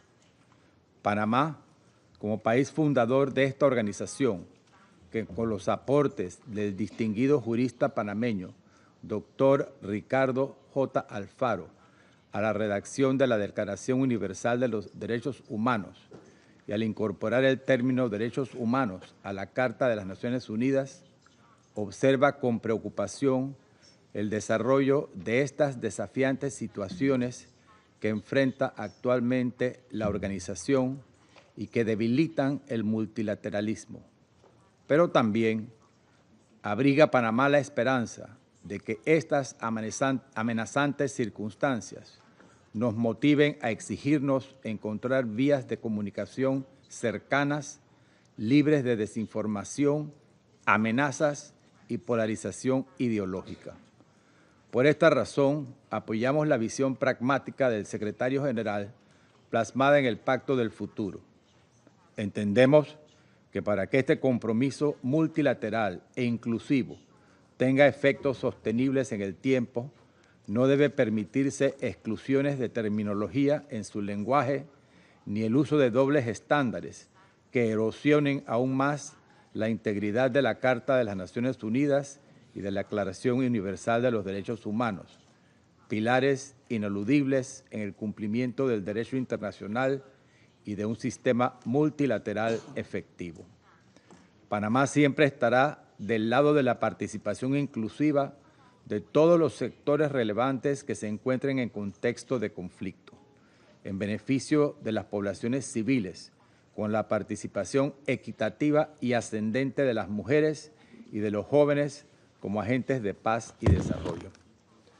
Panamá, como Estado pequeño, cosechó los frutos del multilateralismo desde su fundación como república independiente. Prueba concreta de ello es la lucha generacional que mediante esfuerzos diplomáticos llevó a la culminación de un enclave colonial que nos dividía y la recuperación de nuestro canal, una de las vías acuáticas vitales para continuar ininterrumpidamente y de manera neutral el servicio del comercio internacional y el libre tránsito marítimo del mundo. Fue en este Consejo, reunido en la ciudad de Panamá en 1973, cuando se internacionalizó la causa panameña, motivándose las partes a partir de ese momento trascendental a negociar tratados que pusieran fin a la presencia extranjera en nuestro territorio, garantizando el apoyo del mundo a nuestra soberanía plena e integridad territorial, un hito que 25 años después de la reversión del canal permite a los panameños el beneficio de un merecido crecimiento económico ejemplar en la región y en el mundo. Las realidades históricas de ese momento ya no reflejan las necesidades actuales, por lo que la reforma al Consejo de Seguridad es imprescindible. La obstrucción de consensos y el uso indiscriminado del veto por la falta de representatividad geográfica en este órgano deja sin respuesta la esperanza de millones de personas sumidas en la tragedia, en la hambruna y en crisis humanitarias sin soluciones integrales. Es momento de rescatar el multilateralismo de los escombros de la desconfianza y de revitalizar las decisiones que se toman tanto en este Consejo como en todos los espacios creados para abordar la gobernanza desde distintos ángulos, para reactivar la protección que el multilateralismo ofrece a los estados pequeños, unidos en su susceptibilidad contra la prepotencia de los intereses geopolíticos de otros. El multilateralismo no es una opción entre muchas, es el cimiento sobre el cual descansan la estabilidad y el bienestar internacional.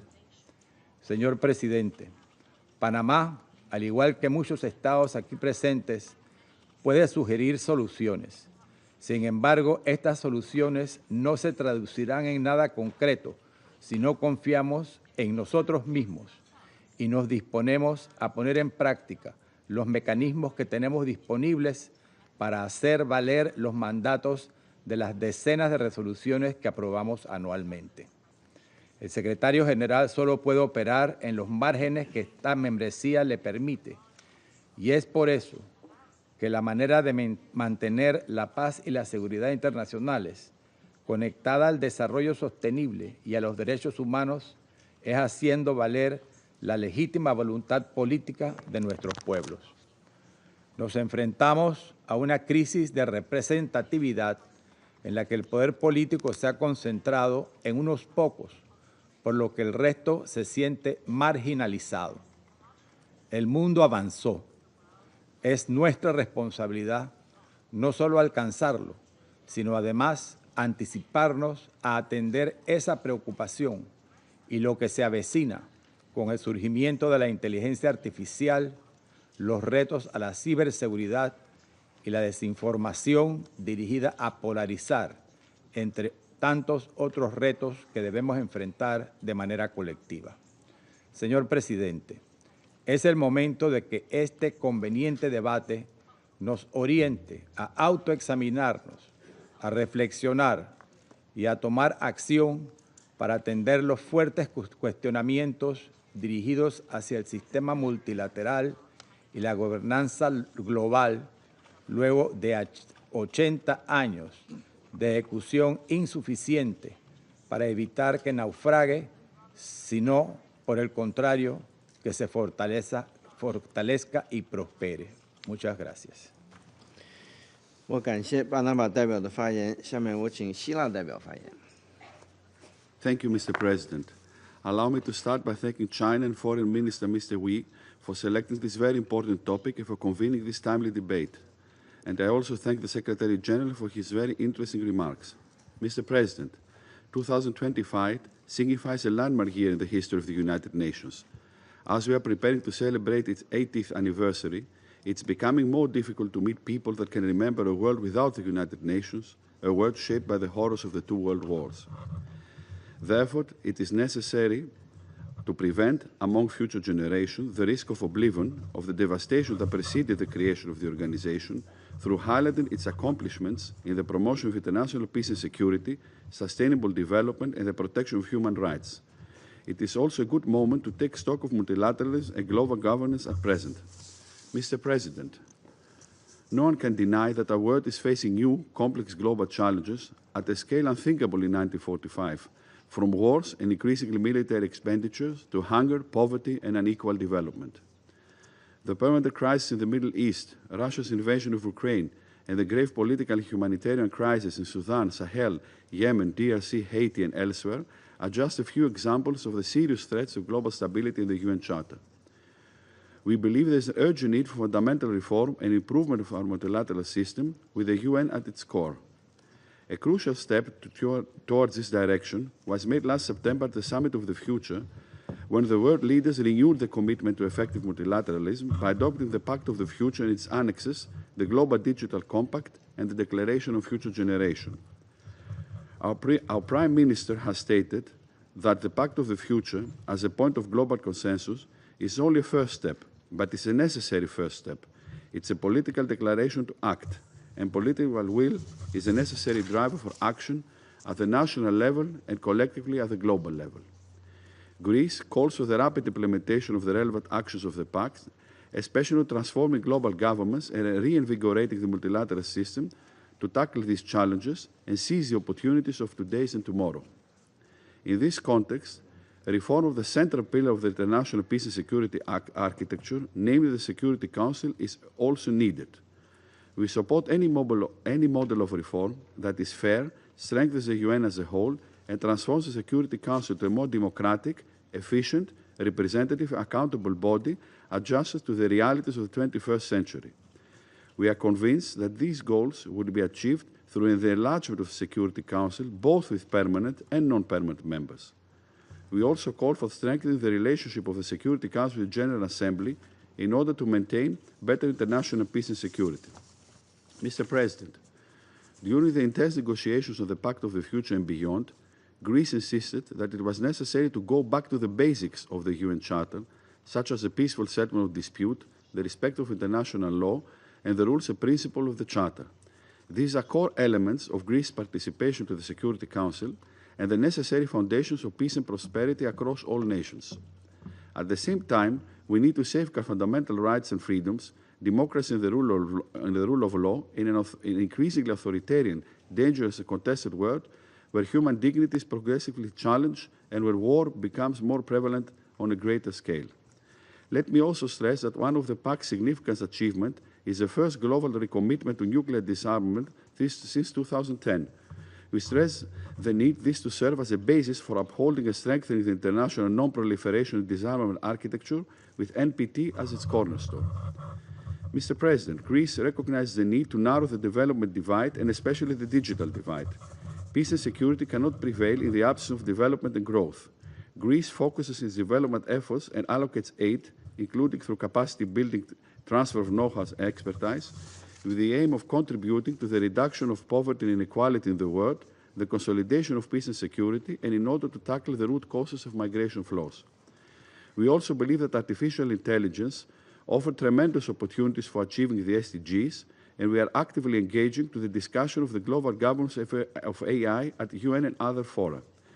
Our common efforts to bridge the digital divide should focus on the implementation of the Global Digital Compact, which represents the first comprehensive global framework for digital cooperation, chartering a roadmap for global AI governance.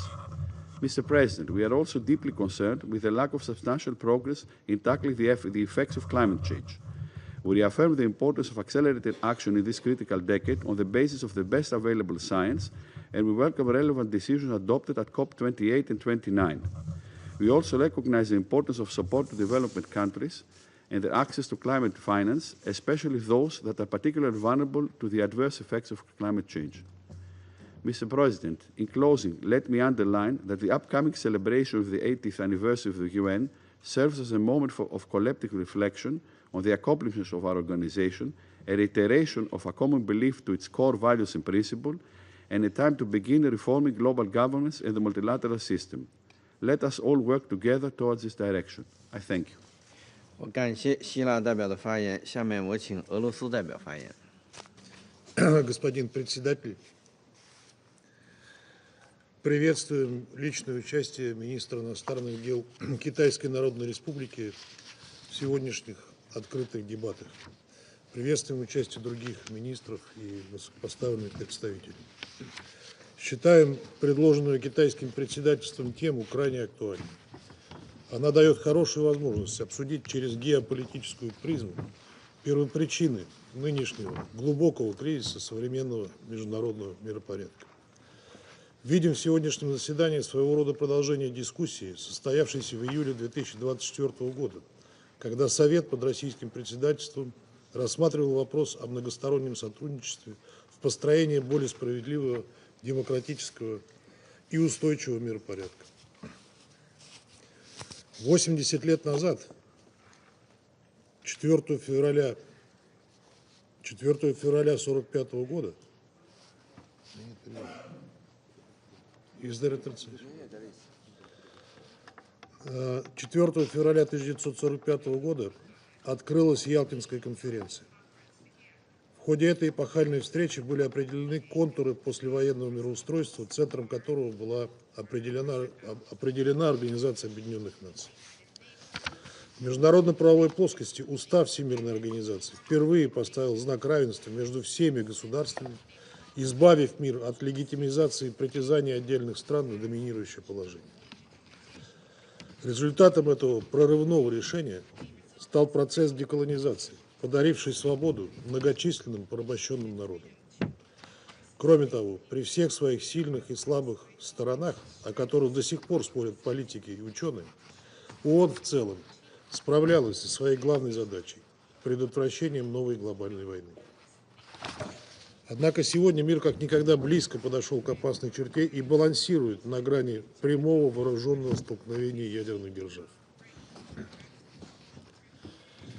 Запад, действуя в русле порядка, основанного на правилах, согласовывает в обход ООН решения по важным для большинства стран темам, а затем выдает их за универсальные рецепты и навязывает остальным.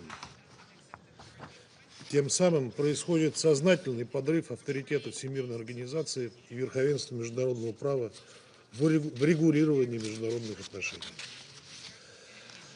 Самое широкое применение получила практика односторонних ограничительных мер, которые применяются всякий раз, когда сторонники силовых методов мировой политики не могут протащить желаемое решение через Совет Безопасности. Примером тому является ситуация с Ираном. После истечения ряда ограничений в рамках резолюции 2231 в октябре 2024 года европейские страны не предприняли практических шагов по отмене рестрикций против Ирана, продлив их бессрочно на национальном уровне. Хотим напомнить, что единственным органом, уполномоченным на введение санкций, является Совет Безопасности. Любые другие меры носят незаконный характер. Но санкции самого Совета не являются высеченными на камне. Как и в отношении любого другого инструмента поддержания международного мира и безопасности, Совет должен активно работать над их актуализацией, адаптацией к новым реалиям, обеспечивать их эффективное выполнение. В этом смысле очевидно, что действующие рестрикции в отношении КНДР не содействуют нормализации ситуации на Корейском полуострове и давно подлежат серьезному пересмотру.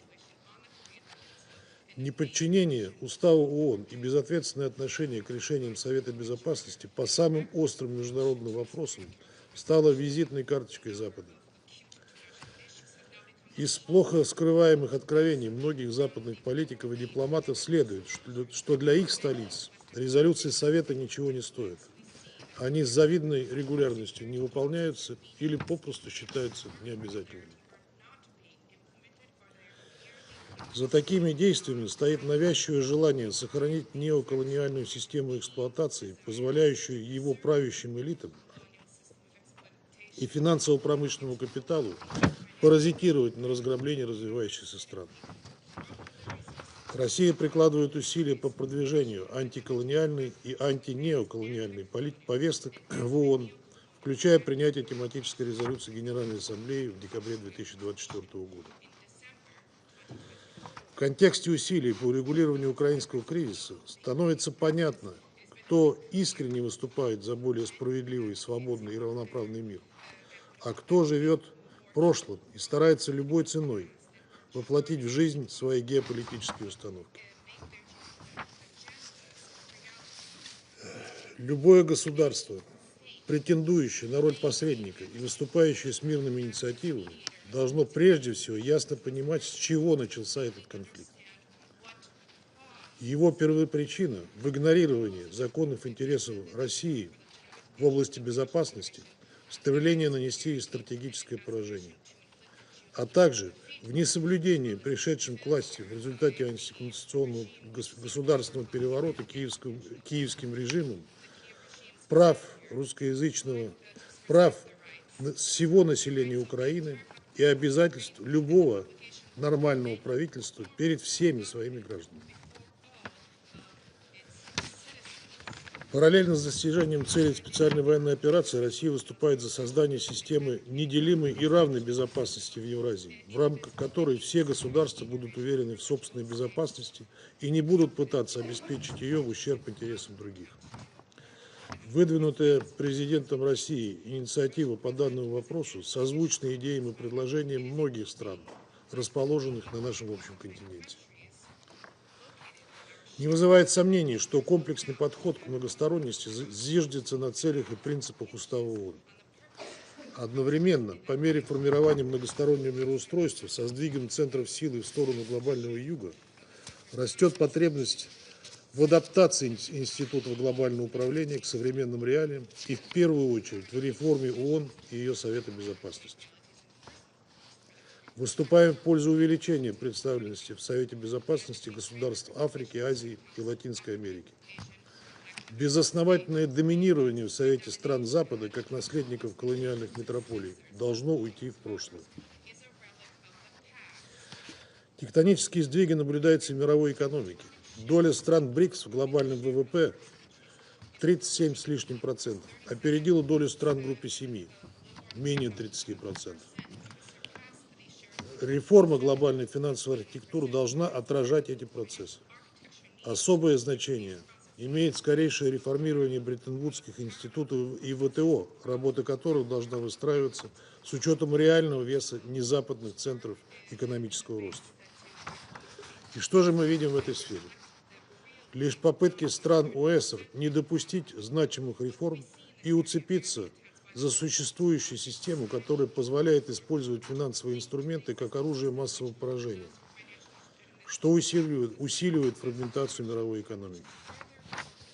Продолжается колониальная практика навязывания идеологических установок и политических решений, социально-экономических моделей, нацеленных на ограбление суверенных государств.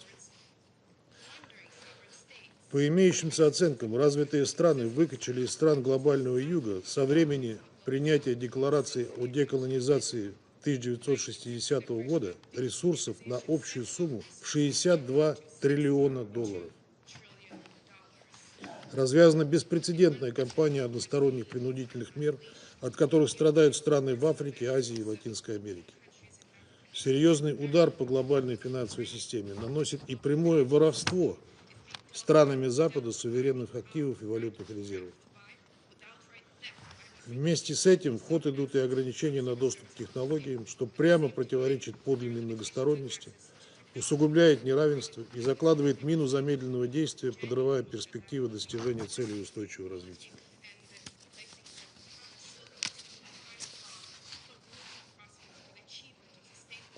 Растущее недоверие к финансовой системе, основанной на западных резервных валютах, и намечающийся отток средств из ценных бумаг и долговых обязательств западных государств и крупных банков подталкивают процессы активизации региональных связей, формирования эффективных и безопасных многосторонних внешнеэкономических механизмов, альтернативных тем, которые контролируют и используют в своих корыстных интересах Запад. Это в том числе предполагает расширение расчетов в национальных валютах, создание независимых платежных систем и выстраивание производственно-сбытовых цепочек в обход каналов, заблокированных или скомпрометированных в результате политически мотивированных ограничений. Межрегиональные и региональные организации и их партнерства, по нашему мнению, имеют потенциал стать стержневыми регулирующими институтами многополярного миропорядка. Такой подход закреплен предложенный президентом Путиным концепцией большого евразийского партнерства, экономического фундамента нашей инициативы единой неделимой безопасности в Евразии.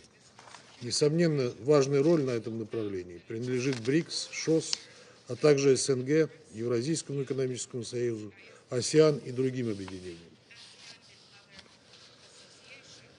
Прекрасным примером международного регионального взаимодействия является деятельность БАПОР, которая уже многие десятилетия оказывает поддержку палестинцам в сферах гуманитарного содействия, образования, здравоохранения и социальных услуг на оккупированной палестинской территории.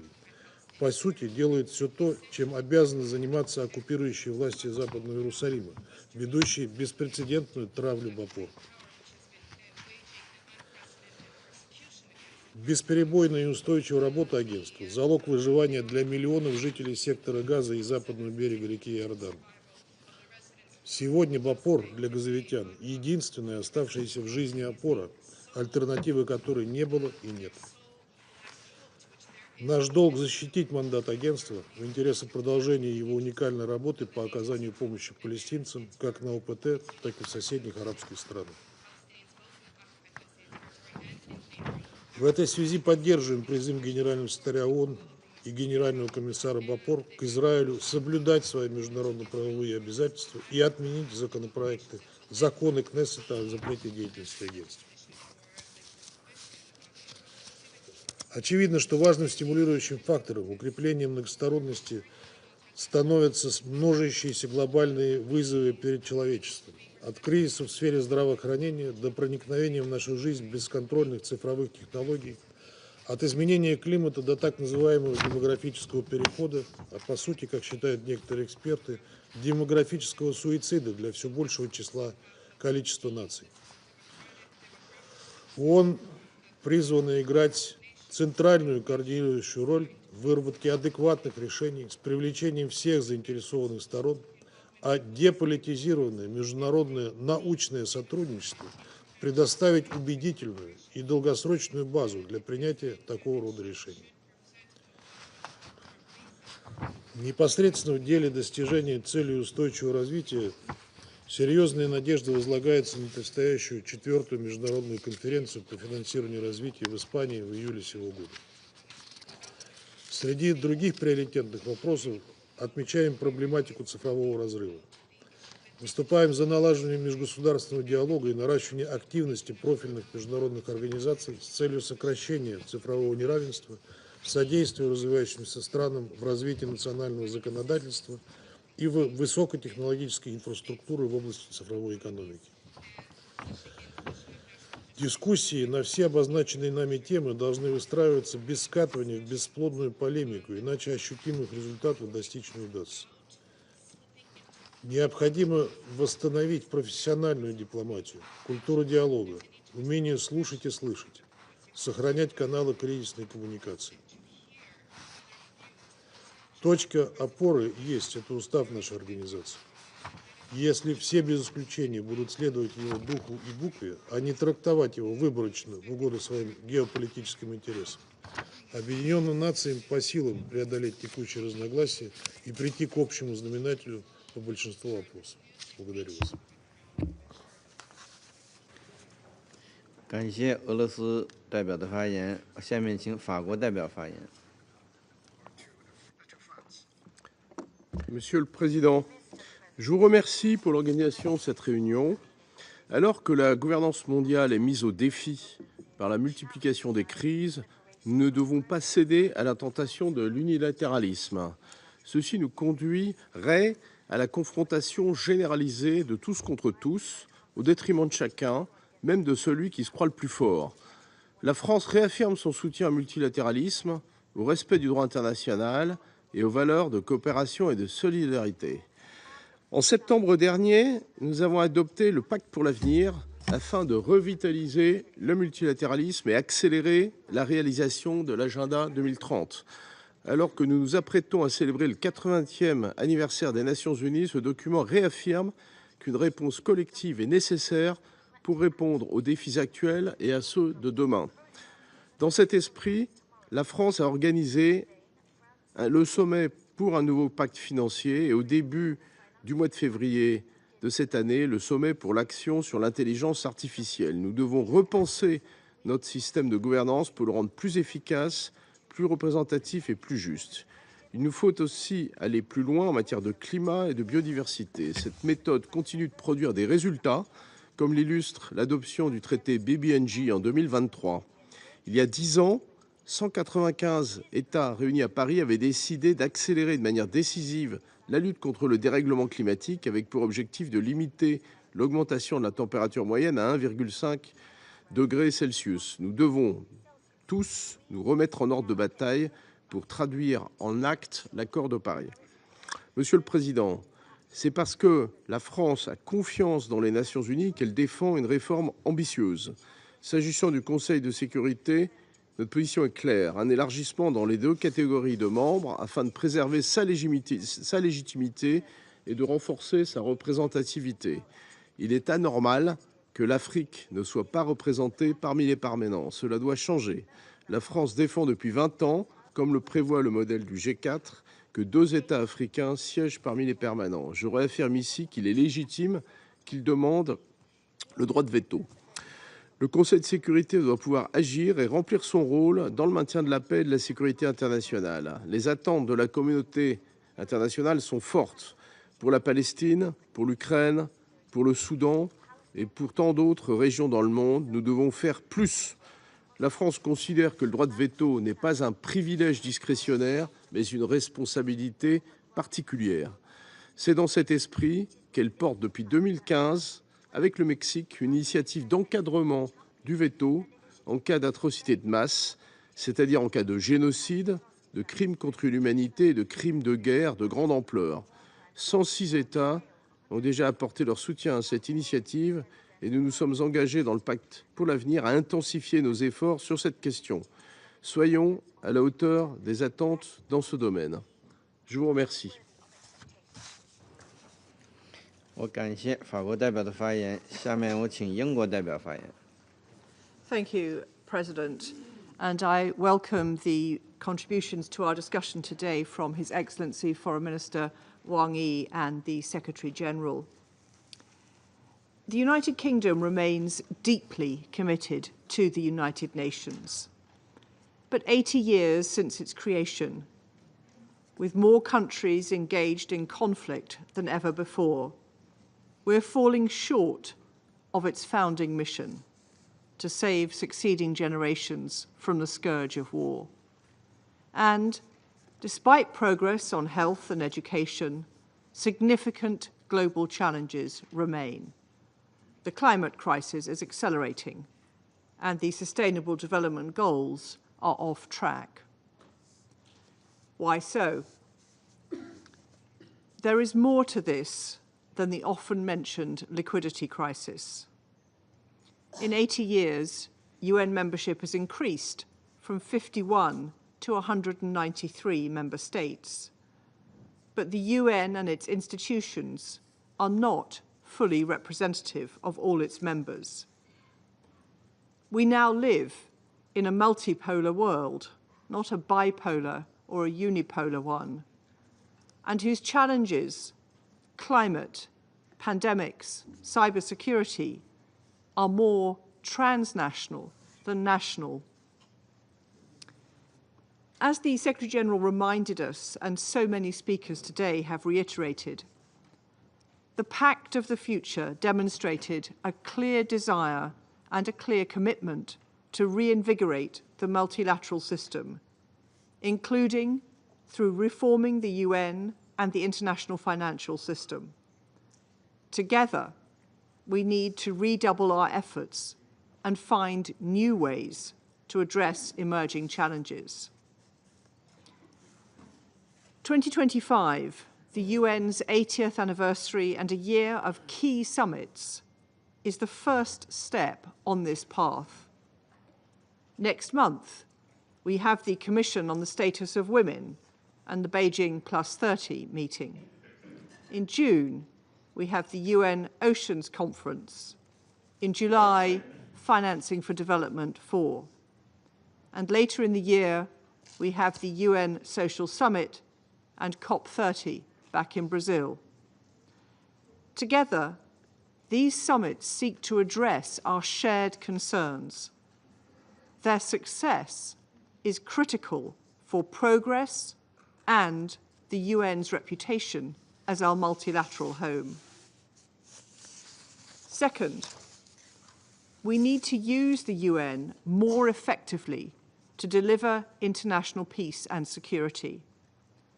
Such progress must go hand in hand with upholding human rights. This starts, first and foremost, with the defence of the UN Charter, as colleagues have referenced. Nowhere is that more true today than in Ukraine, whose sovereignty and territorial integrity is under threat from Russian aggression. We must work to ensure that all UN tools, including its good offices, are used to deliver and advance peace. For example, Personal Envoy Lamamra has a crucial platform to bring together the warring parties in Sudan. We encourage reinvigorated momentum for mediation efforts, as well as renewed focus on prevention to reduce crises before they happen. This year's Peacebuilding Architecture Review is an important opportunity in this regard. We also need to refresh our peacekeeping approach to ensure missions are fit for purpose and defend UN peacekeepers wherever they serve. Attacks against them are unacceptable. And we honour in particular today MONUSCO peacekeepers who have fallen in defence of civilians in the DRC. Finally, in the face of growing global crises from Sudan to Myanmar, we need to support the UN's development and humanitarian programmes across its agencies. In Gaza, UNRWA, alongside the WFP and UNICEF, provides over 50% of all food aid. We commend OCHA's tireless efforts to reach those in need. Humanitarian access and the protection of aid workers are integral to their successful delivery. In conclusion, President, colleagues, this Council is often characterised as an ineffective geopolitical theatre. While reform of its membership is needed, and the UK supports that, this body has the tools to implement its peace and security mandate. We now need to strengthen our collective will to use them more effectively and, as the Secretary-General has said, in our 80th year, work to build the more peaceful, just, and prosperous world that we know is within reach. I thank you. 我感谢英国代表的发言，下面我请美国代表发言。 Thank you, Mr. President, for organizing this meeting to review where the UN stands on its principles and purpose as we go into its 80th year. The United States helped found the United Nations after World War II to prevent future global conflicts and promote international peace and security. But UN agencies and bodies overall have drifted from their core missions. We need to take a closer look at where this institution is falling short. For example, there is a long-standing, deep anti-Israel bias within the UN that has only grown stronger since Hamas's brutal attack against Israel on October 7th, 2023. This sentiment was exemplified by the UN Relief and Works Agency, UNRWA, when staff were found to have participated in the October 7th terrorist attack. There are even recent reports that its schools and facilities have been used by Hamas. The UN Human Rights Council has protected human rights abusers by allowing them to use the organization to shield themselves from scrutiny. As for the Security Council, it is charged with maintaining international peace and security, but critical issues that demand the Council's attention continually fall by the wayside. Prior to Bashar al-Assad's departure from Syria, Russia used the Security Council to block any action to hold the Assad regime to account for its crimes against humanity. Russia's war in Ukraine is the bloodiest in Europe since the founding of the United Nations after World War II. This war needs to end. China has consistently exploited its status as a developing nation within international organizations to advance its separate agenda. The UN should not be in the business of endorsing any one country's initiatives. So, two of the greatest drivers of instability in the world today hold veto power at the Security Council. That is what we are up against. As mentioned at the outset, the United States has supported the United Nations over these 80 years. We will continue to strongly advocate for peace abroad and for security and stability at home. The United States is currently conducting a review of our support to the UN. We will consider whether the actions of the organization are serving American interests and whether it can be reformed. The United States will not support UN bodies such as the UN Human Rights Council. We will review bodies such as UNESCO, which has a history of anti-Semitism or anti-Israel sentiment within the organization. Colleagues, we are seeing the abuse of international structures for political ends, including by using the International Court of Justice advisory opinions as a way to pursue national agendas. The ICJ has been used by South Africa to accuse Israel of genocide. Unfortunately, the term genocide has been misappropriated to become an international slander. Mr. President, as we look at the tools available to us to promote economic and social development, we need to harness the power of artificial intelligence, which will have countless revolutionary applications in economic innovation, national security, healthcare, and free expression.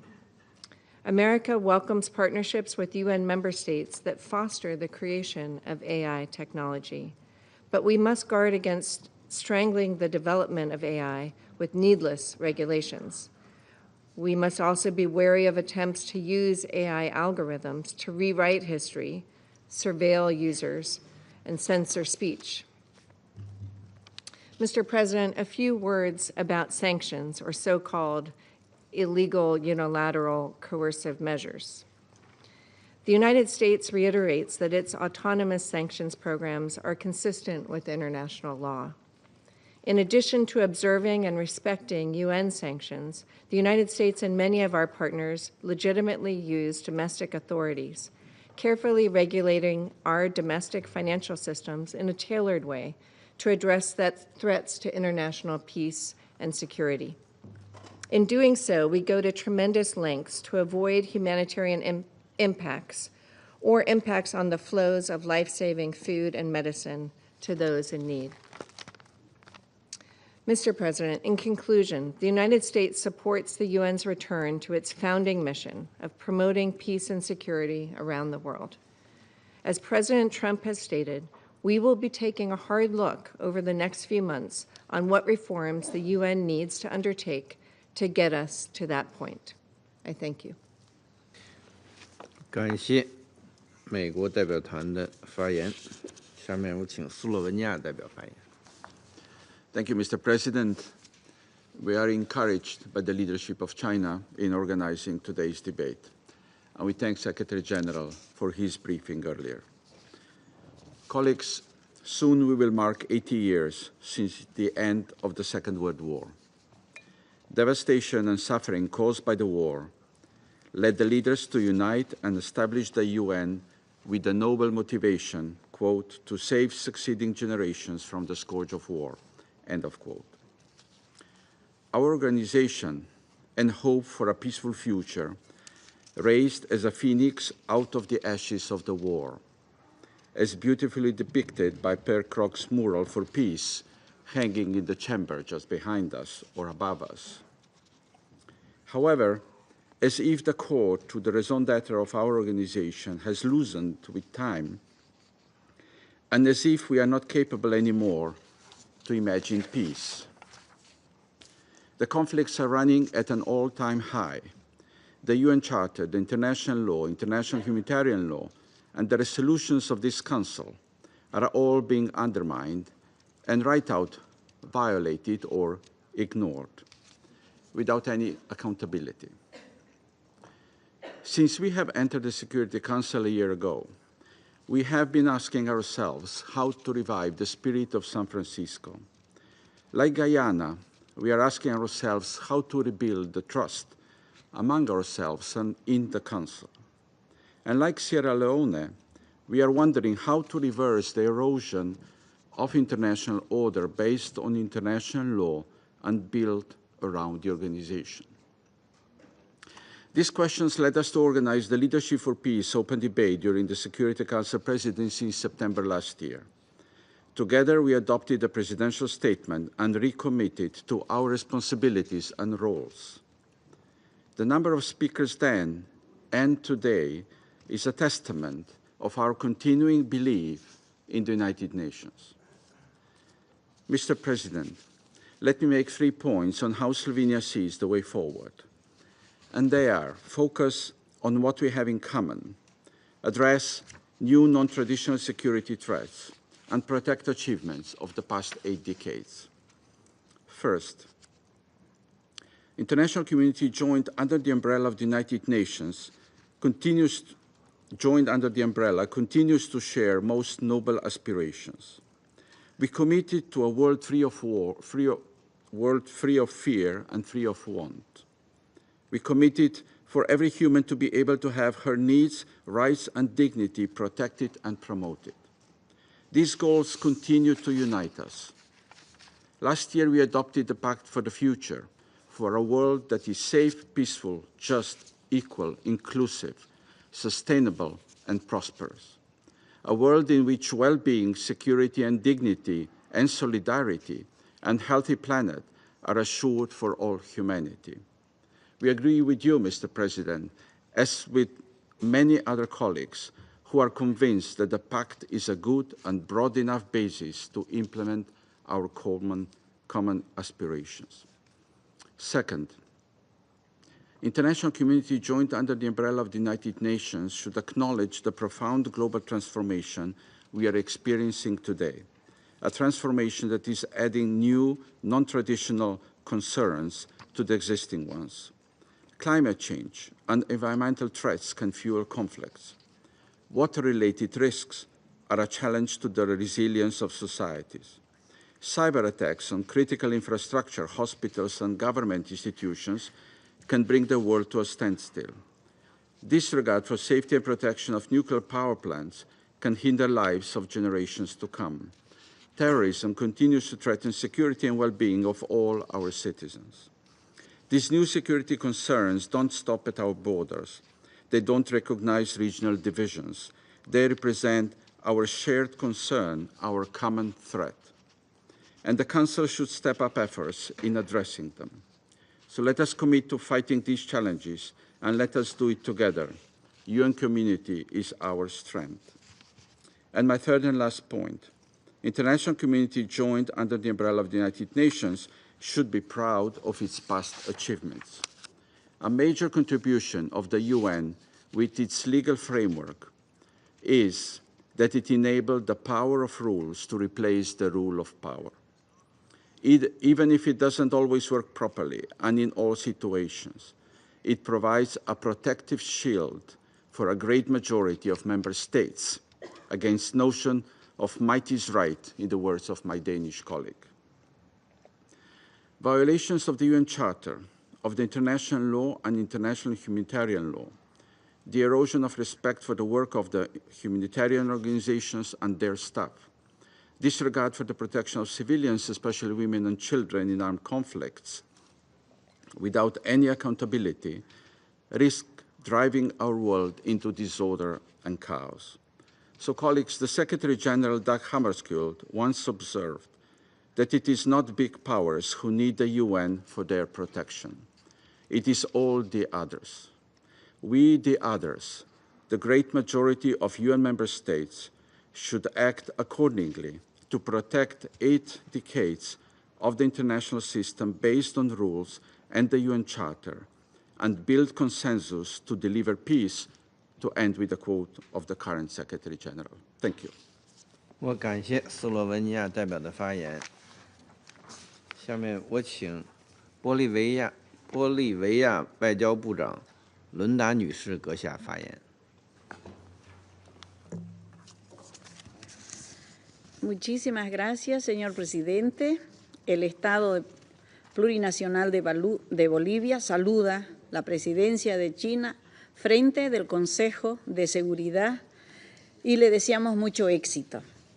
Quiero saludar en nombre de nuestro hermano presidente, Luis Arce Catacora, y del pueblo boliviano, en ocasión de la celebración del bicentenario de nuestra independencia. Esta fecha marcará el inicio de una etapa como Estado plurinacional de Bolivia para continuar fortaleciendo la equidad y la justicia para nuestro pueblo.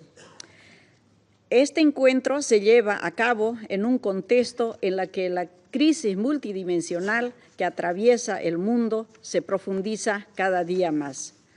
Hoy le corresponde a la República Popular China asumir el desafío en un contexto mundial difícil que se caracteriza, uno, por el agravamiento de la crisis climática, en el que varios países enfrentan el peligro real de desaparecer por el aumento del nivel del mar, el calentamiento global que agrava la inseguridad alimentaria. Dos, las consecuencias de prácticas neocolonialistas y ocupaciones militares por mantener la hegemonía y el control de nuestros recursos naturales.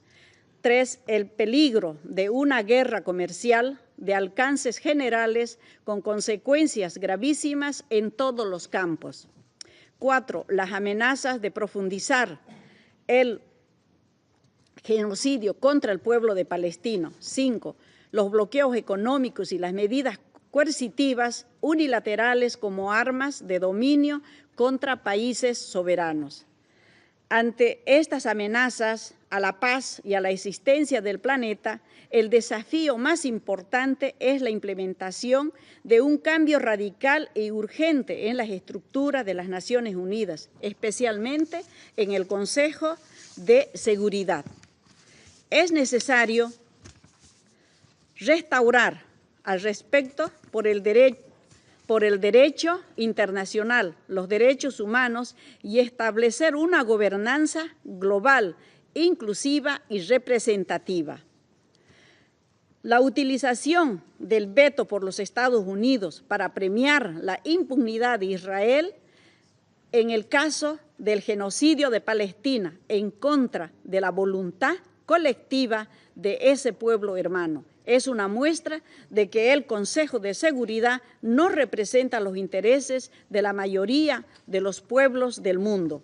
Estamos luchando por ratificar el tránsito hacia la multipolaridad y al multilateralismo, pero efectivo.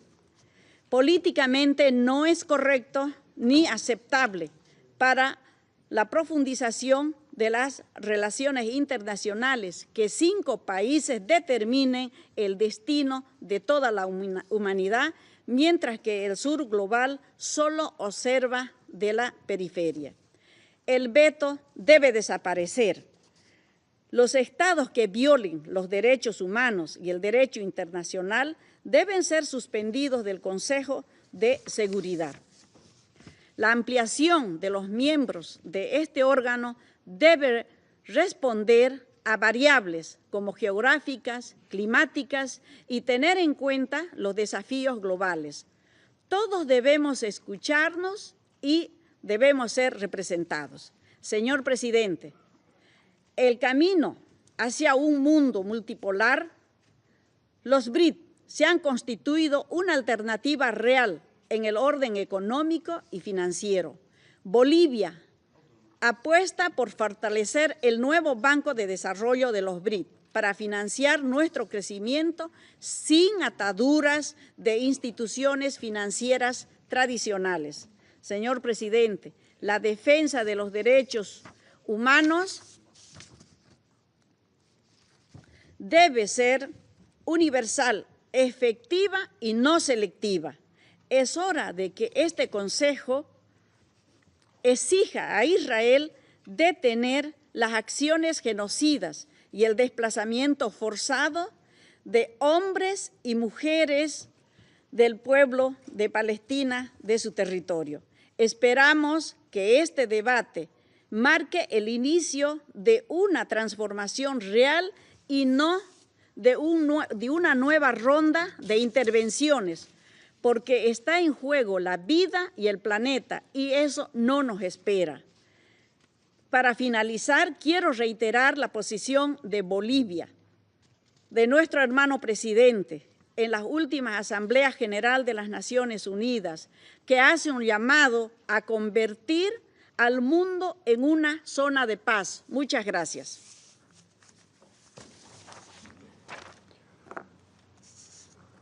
非常感谢伦达外长女士的发言。下面我们有请匈牙利外交与对外经济部长希尔多阁下发言。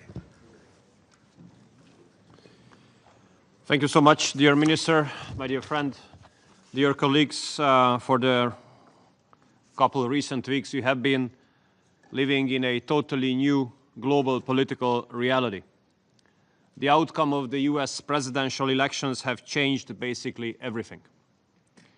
The whole Western world has received a new leader carrying out a patriotic and sovereignistic political strategy, considering national interest as number one, standing on the basis of common sense, going against the woke ideology and launching a freedom fight against the global dictatorship of the international liberal mainstream. We Hungarians have been doing this for the last 15 years, carrying out a conservative, Christian, patriotic, pro-peace, anti-migration political strategy, for which we have been under tremendous attacks, tremendous and continued attacks, carried out by the representatives of the woke ideology and the representatives of international liberal mainstream. And I have to tell you, Mr. President, dear colleagues, that the woke ideology and the international liberal mainstream have poisoned international politics and international relations. Therefore, the last years have become the age of dangers and conflicts. Huge amount of money multiple tens of billions of dollars have been invested into campaigns, blackmailing, and insulting patriotic governments all around the world, interfering into domestic political procedures and elections.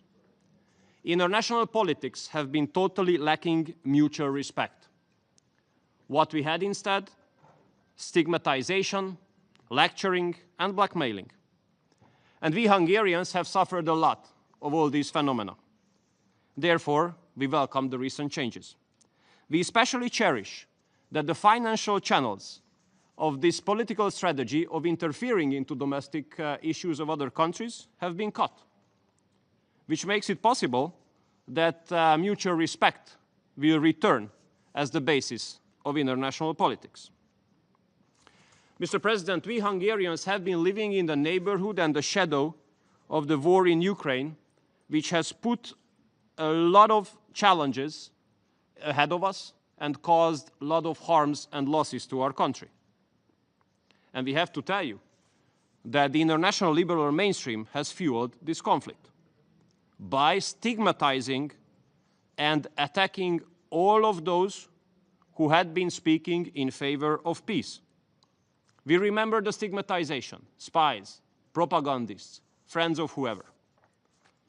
Therefore, a special appreciation should go to those countries who have kept the pro-peace camp alive regardless of the tough circumstances. And a very special appreciation should go to the People's Republic of China to establish the Friends of Group of Peace during the last General Assembly of the United Nations. And dear colleagues, the presidential elections in the US have brought tremendous changes in this case as well. A pro-peace president has been elected. Therefore, we have a bigger hope than ever for the peaceful resolution of the war in Ukraine. And we welcome that direct, highest possible level meetings have started today between the United States and the Russian Federation. We have been representing this position for 3 years, to keep the channels of communication open, to look for diplomatic solutions, to keep the ties with the Russian Federation. And for this, we had been under tremendous attacks in international politics. We had been saying that there's no solution on the battlefield. You have only dead people, casualties, and destroyment on the battlefield. The only solution comes around the negotiating table. And what is happening now shows that we were right. Although you might say the Hungarians are not right, but the Hungarians will be right for sure. And this has been shown by the recent developments.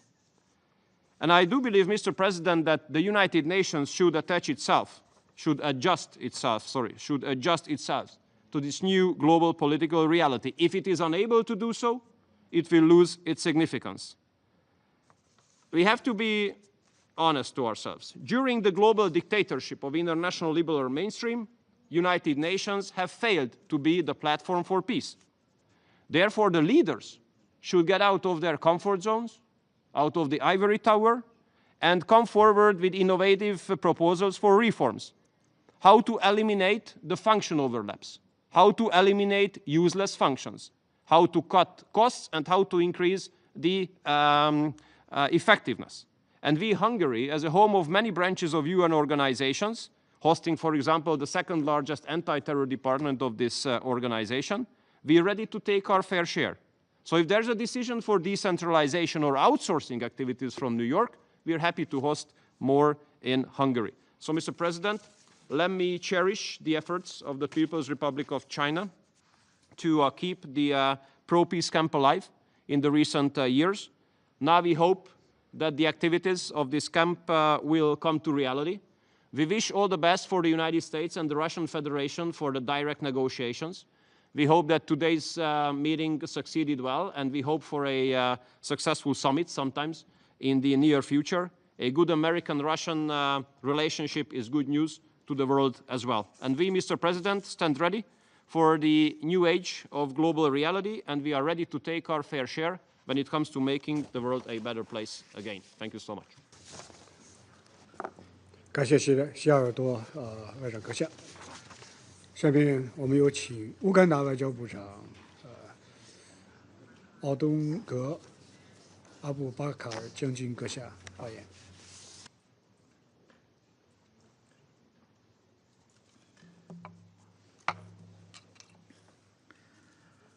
Mr. President, members of the Council, invited guests, ladies and gentlemen. Mr. President, it is very humbling and a great honor for Uganda to have been invited to join you in the debate about multilateralism and global governance. Let me also take this opportunity to thank the Secretary General for his briefing and all the previous speakers for their illuminating contributions to this debate. Mr. President, let me on the outset share with you some quotes. Mr. Hubert Védrine, the former Minister of Foreign Affairs of France, said, I quote, "We cannot accept either a politically unipolar world, nor a culturally uniform world, nor a unilateralism of a single hyperpower." End of quote.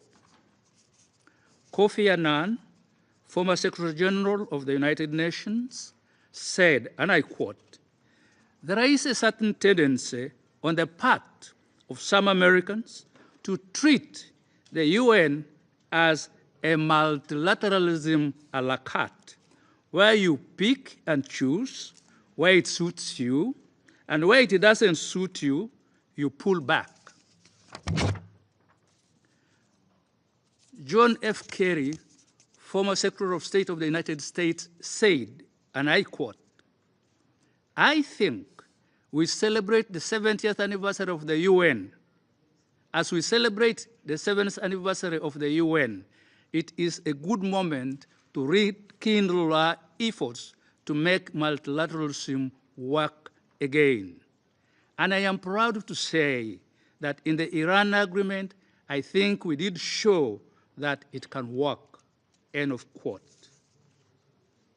Today, the world is in a state of flux. What with the myriad of challenges around issues of climate change, geopolitical tensions, threatening world peace and security, and pandemics, among others. Yet, there is a palpable loss of trust on the age-old institutions and mechanisms of solving them. As we commemorate the 80th anniversary of the founding of the UN, it is most fitting that the world reflects on options available for solving these challenges. For example, to what extent can we still rely on multilateralism? I must therefore thank the President of the Council for choosing this subject and shining a light on it for our attention. Multilateralism, often understood as a cooperation among multiple nations to address shared challenges, has been the cornerstone of global governance, most especially since the mid-20th century. Rooted in the principles of collective action and shared responsibility, it has evolved significantly over time, facing both triumphs and trials. Multilateralism emerged more prominently after World War II with the establishment of the UN in 1945 as its flagship institution. The UN Charter laid the foundation for international cooperation, emphasizing principles such as sovereign equality, peaceful dispute resolution, and the rejection of use of force. Over the decades, multilateralism expanded both horizontally. For example, the United Nations membership grew from 51 members to now 193, and vertically by incorporating non-state actors like the NGOs and private organizations.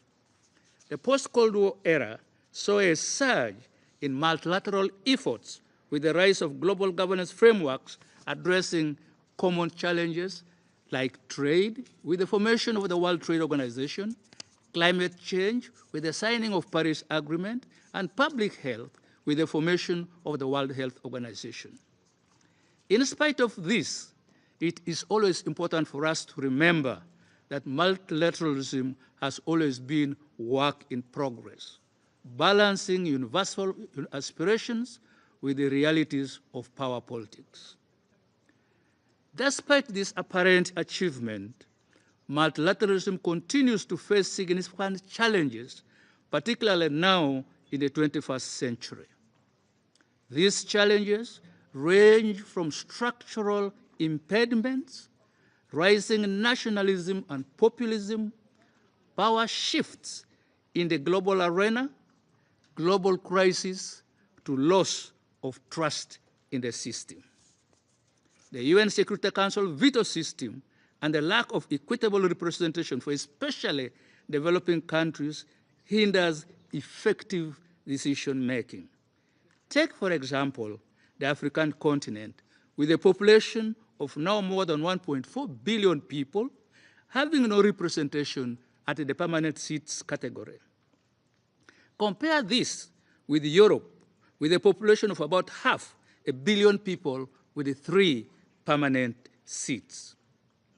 We could make the UN Security Council more representative and effective if we considered expanding both the permanent categories and the non-permanent categories, particularly by rectifying the injustices meted out to Africa and granting Africa 2 seats in the permanent category and 3 additional seats in the non-permanent category.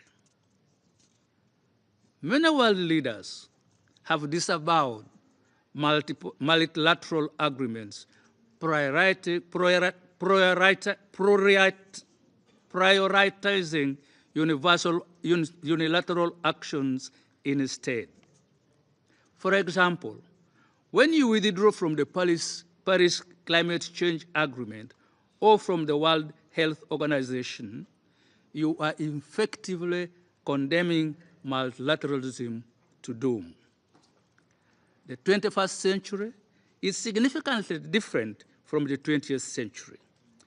Nations that didn't exist then are members of the UN now. Significant economic progress in a number of countries, particularly in the global south, now means power dynamics have shifted. The shift has major implications. Parallel structures have emerged, and Western domination of institutions is now challenged.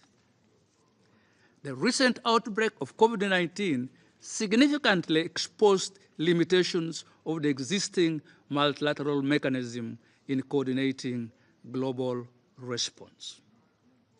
The above scenario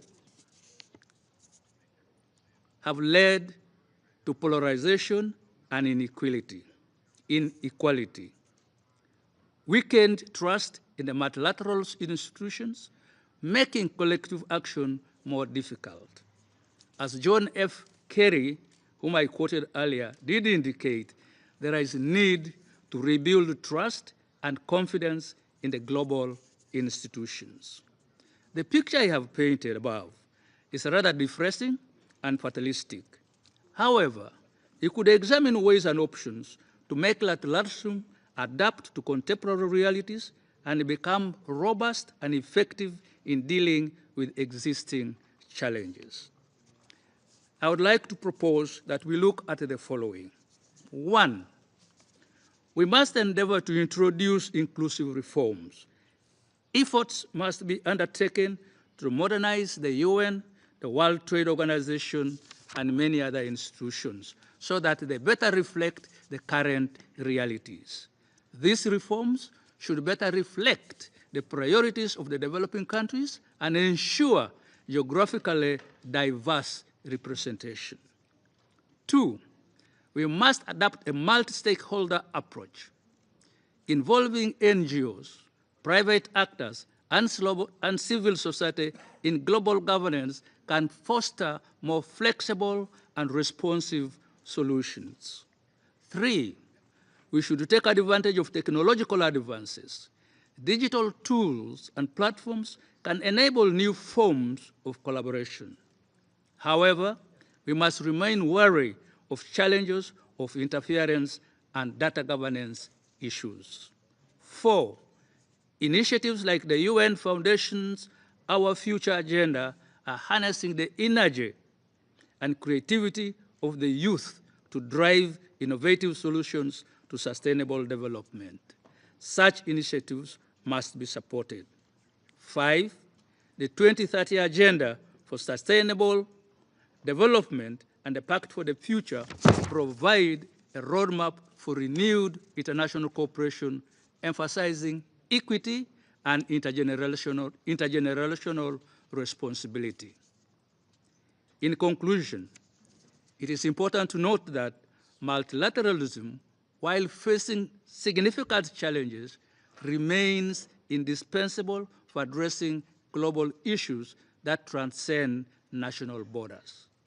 Its history demonstrates resilience and adaptability. Its future depends on the willingness of state and non-state actors to reimagine and to revitalize the system. As the world grapples with existential threats like climate change, pandemics, and geopolitical tensions, the need for effective multilateralism has never been greater. By embracing inclusivity, innovation, and solidarity, humanity can redefine what is possible together. I thank you, Mr. President. I thank you all for listening to me. 感谢奥东哥将军阁下的发言。现在请沙特阿拉伯外交部副大臣胡来吉先生阁下发言。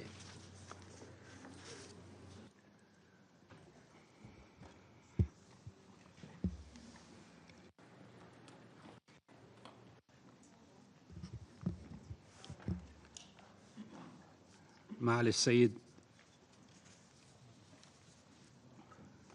وانغ يي عضو المكتب السياسي اللجنة المركزية وزير خارجية جمهورية الصين الشعبية، معالي السيد أنطونيو غوتيريش الأمين العام للأمم المتحدة، أصحاب المعالي والسعادة، السلام عليكم ورحمة الله وبركاته.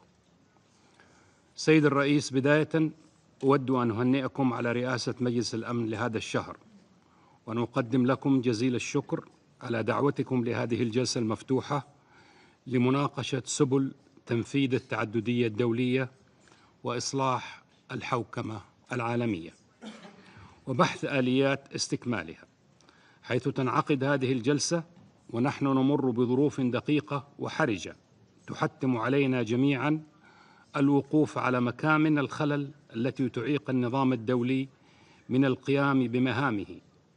كما أقدم جزيل الشكر لمعالي الأمين العام على إحاطته القيمة التي قدمها وعلى ما يبذله من جهود لحفظ السلم والأمن الدوليين.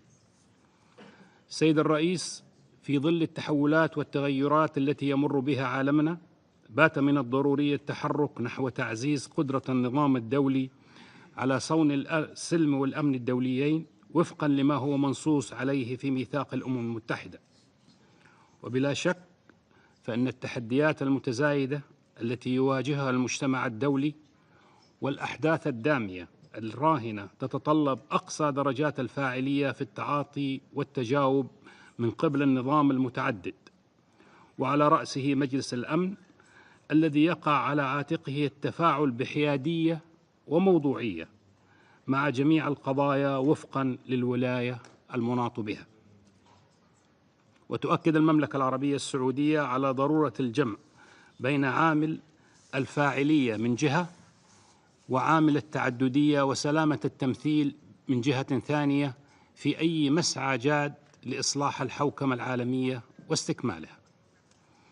إننا بحاجة إلى تمثيل أفضل لمختلف مناطق العالم ومشاركة أكبر للدول النامية في اعتماد الأجندة العالمية وبلورة القرارات بشأنها، كما أننا في الوقت ذاته نحتاج أن نضمن أن تكون أعمال الأمم المتحدة ذات فعالية حقيقية في حفظ الأمن والسلم وترسيخ التعاون الدولي الذي لا يمكن بدونه لأي دولة منفردة أن تتوصل إلى حلول فعالة وناجحة.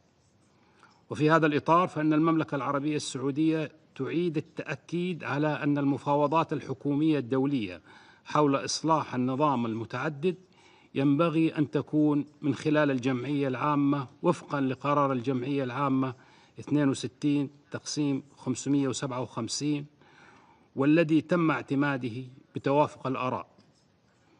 إن مسألة التعسف في استعمال حق النقد ومسألة عدالة التمثيل وتوسيع عضوية مجلس الأمن أضحت أمور ملحة تستوجب العمل بجدية وموضوعية نحو تنفيذها وضمان تمثيل متكافئ للمجموعات الجغرافية والإقليمية.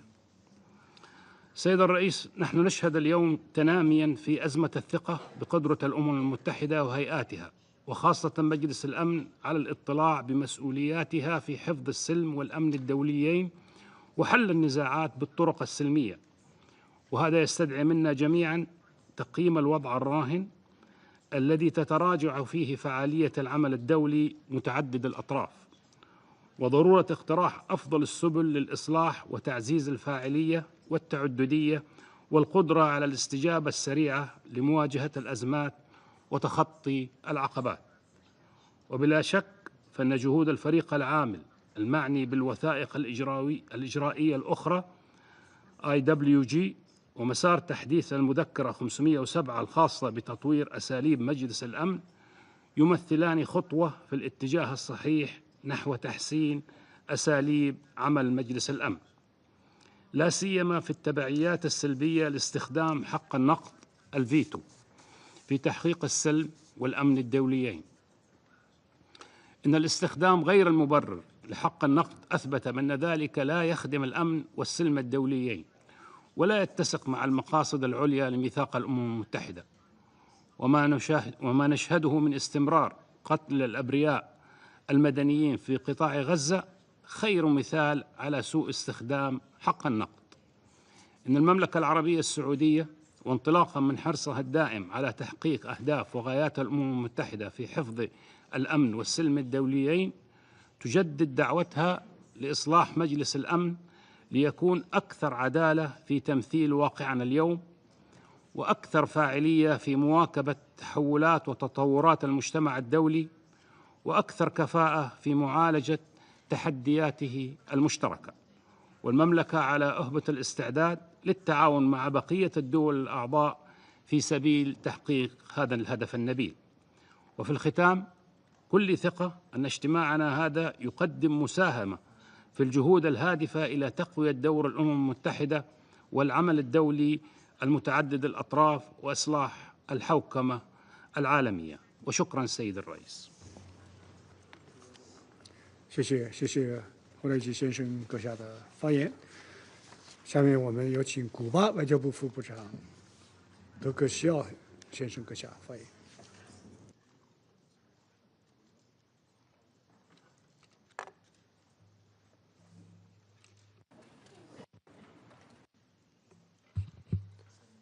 Muchas gracias. Excelentísimo señor Wang Yi, Ministro de Relaciones Exteriores de la República Popular China y Presidente del Consejo de Seguridad. Apoyamos la declaración que hará más adelante la República Bolivariana de Venezuela en nombre del Grupo de Amigos en Defensa de la Carta de las Naciones Unidas. Valoramos altamente la iniciativa de convocar este debate abierto.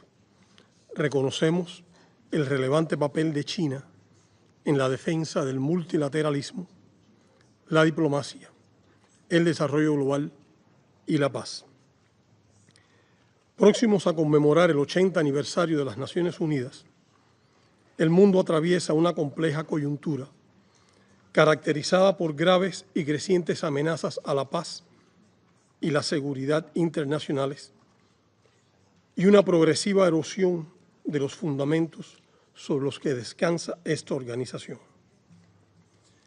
La reunión de hoy nos invita a reflexionar sobre su papel esencial en la preservación de la paz y la seguridad internacionales.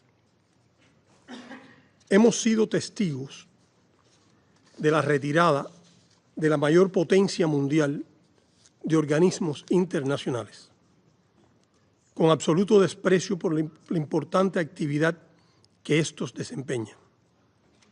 Somos testigos del apoyo y participación de esa gran potencia, sin reparos éticos ni morales, en la expansión del genocidio contra el pueblo palestino, de las declaraciones sobre planes de usurpación de tierras, limpieza étnica y anexión, de la elevación de la ideología racista y supremacista, de la vulneración de acuerdos ambientales para favorecer a las corporaciones transnacionales, sin tener en cuenta los riesgos para la sostenibilidad de la vida en nuestro planeta. Ante ese escenario desafiante, reafirmamos la importancia del papel de la Organización de las Naciones Unidas como principal baluarte para hacer frente a las amenazas mundiales e intentos de socavar la cooperación y el diálogo internacionales.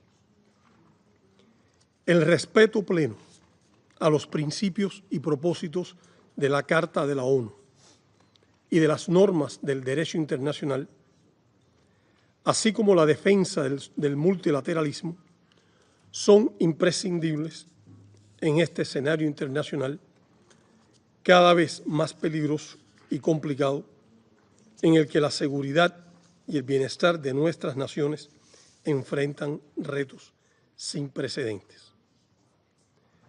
Ratificamos el llamado a emprender con urgencia transformaciones profundas de la organización en beneficio de las generaciones presentes y futuras. De igual modo, nos oponemos a las tendencias hacia la privatización del organismo y que éste se convierta en instrumento representativo de los intereses de las grandes potencias y el gran capital transnacional. Es cada vez más evidente que el mundo requiere encaminarse hacia la construcción de un orden internacional nuevo, con la participación de todos. Un debate como este puede ayudar y Cuba tiene el compromiso de contribuir. Ha de ser un orden en el que todas las naciones tengan la oportunidad de aportar y estar realmente representadas en igualdad de condiciones. Debe ser un orden sostenible que promueva la paz, la seguridad de todos, la justicia social, la prosperidad equitativa, el respeto a la pluralidad cultural, étnica y religiosa, que promueva el acceso democrático a la ciencia y la tecnología y los derechos humanos para todos, no solo para élites privilegiadas, que se base en la solidaridad, la cooperación y el respeto al derecho de cada país a escoger su sistema político, económico y social sin injerencia extranjera. Debe revitalizarse y fortalecerse el papel de la Asamblea General, sin intromisiones del Consejo de Seguridad en su labor. Es perentorio reformar el propio Consejo de Seguridad y convertirlo en un órgano verdaderamente transparente, inclusivo, democrático y representativo, que pueda cumplir con efectividad su responsabilidad de mantener la paz y la seguridad internacionales y actuar sin dobles raseros para preservar la credibilidad de las Naciones Unidas. La presencia de Cuba en la arbitraria lista estadounidense de estados que supuestamente patrocinan el terrorismo y que ese gobierno publica como instrumento de coerción es un acto de agresión y no en balde provoca el repudio de la comunidad internacional. Es una manipulación grosera de la lucha contra el terrorismo, una forma de atacar a países que identifica como adversarios por el simple hecho de defender estos su plena soberanía y el derecho a la libre determinación. Es además una manifestación evidente de los problemas del orden internacional actual. Mientras persista la aplicación de medidas económicas coercitivas unilaterales como vía para alcanzar objetivos de política exterior, y en tanto no cesen los enfoques punitivos contra países en desarrollo, no puede hablarse de multilateralismo real e inclusivo para todos. Desde Cuba hemos apoyado las iniciativas globales propuestas por China, que son expresión de su voluntad de defender la paz en el mundo, el diálogo y la cooperación internacionales, la igualdad entre las naciones y los pueblos, y la complementariedad, así como el rechazo al hegemonismo y las medidas de coerción económica. La humanidad precisa de solidaridad, cooperación y diálogo, y menos egoísmo, imposición y coerción. Merece un compromiso firme y renovado con el multilateralismo para garantizar la convivencia pacífica, preservar la paz y la seguridad internacionales y encontrar soluciones duraderas a los problemas sistémicos. En ese empeño siempre se podrá contar con Cuba. Muchas gracias. 我感谢德科西奥先生阁下的发言。我现在请斯洛伐克外交和欧盟事务国际组织和人权事务司司长罗索扎先生阁下发言。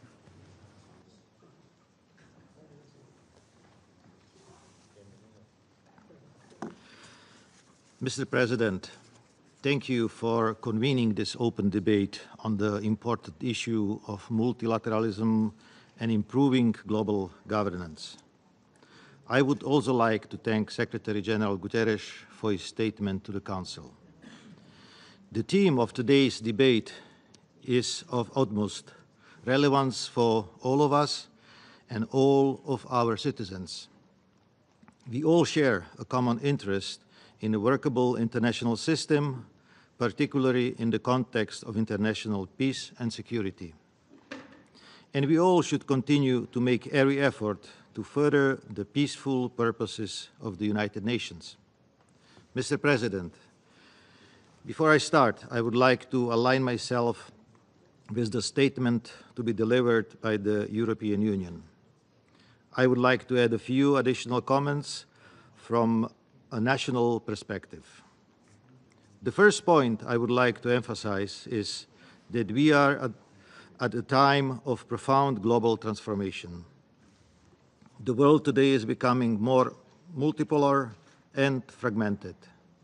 However, this does not mean the world has to become less multilateral. To the contrary, global governance and cooperation must be the foundation for the changing world that brings new challenges, but also offers new possibilities for collaboration. In any event, the United Nations' role as the guarantor of international legal order and rule of law must not just be preserved, but actively strengthened in the future. The second point I would like to raise concerns the functioning of the Security Council in managing peace and security in today's world. The UN Charter specifies that the Council acts on behalf of all UN members.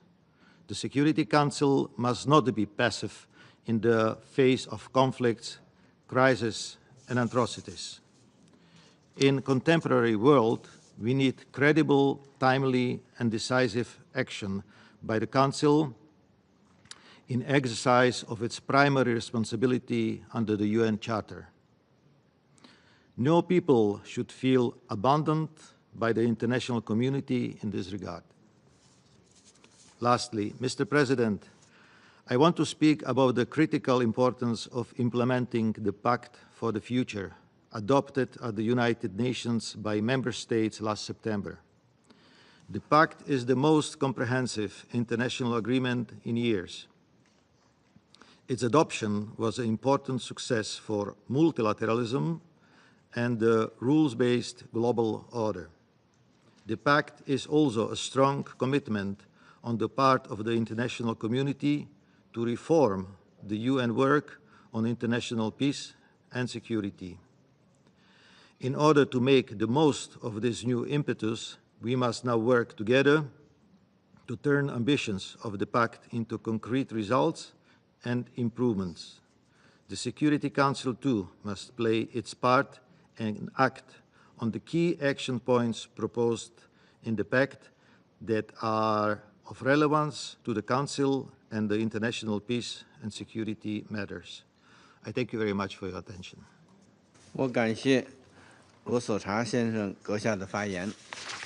我现在请乌克兰外交部副部长别查女士阁下发言。Mr. President, Ukraine commends the initiative of the President of China to hold this important debate and takes note of the briefest presentations. As it rightly pointed out in the concept paper for this debate, our world has entered a new period of turbulence and changes. This means, in particular, that the foundations of multilateralism that was supposed to be the bedrock of the global security and stability are under immense strain. The Russian Federation's war of aggression against Ukraine is among the starkest manifestations of this crisis. The very institutions, first and foremost the UN, rooted in international law and designed to prevent such conflicts, unfortunately failed to stop the aggressor. It is true, as the concept note reminds, that thanks to the UN efforts, no new world war has happened. However, this offers little consolation to those Ukrainians whose towns have been completely destroyed, to the scale comparable to or even exceeding the devastation of the Second World War. This war is not only about Ukraine. This war is not only about Europe. The Russian Federation has turned food and energy into weapons, exacerbating global crisis. Its manipulation of energy supplies has destabilized markets far beyond Europe. Its nuclear threats undermine decades of non-proliferation efforts.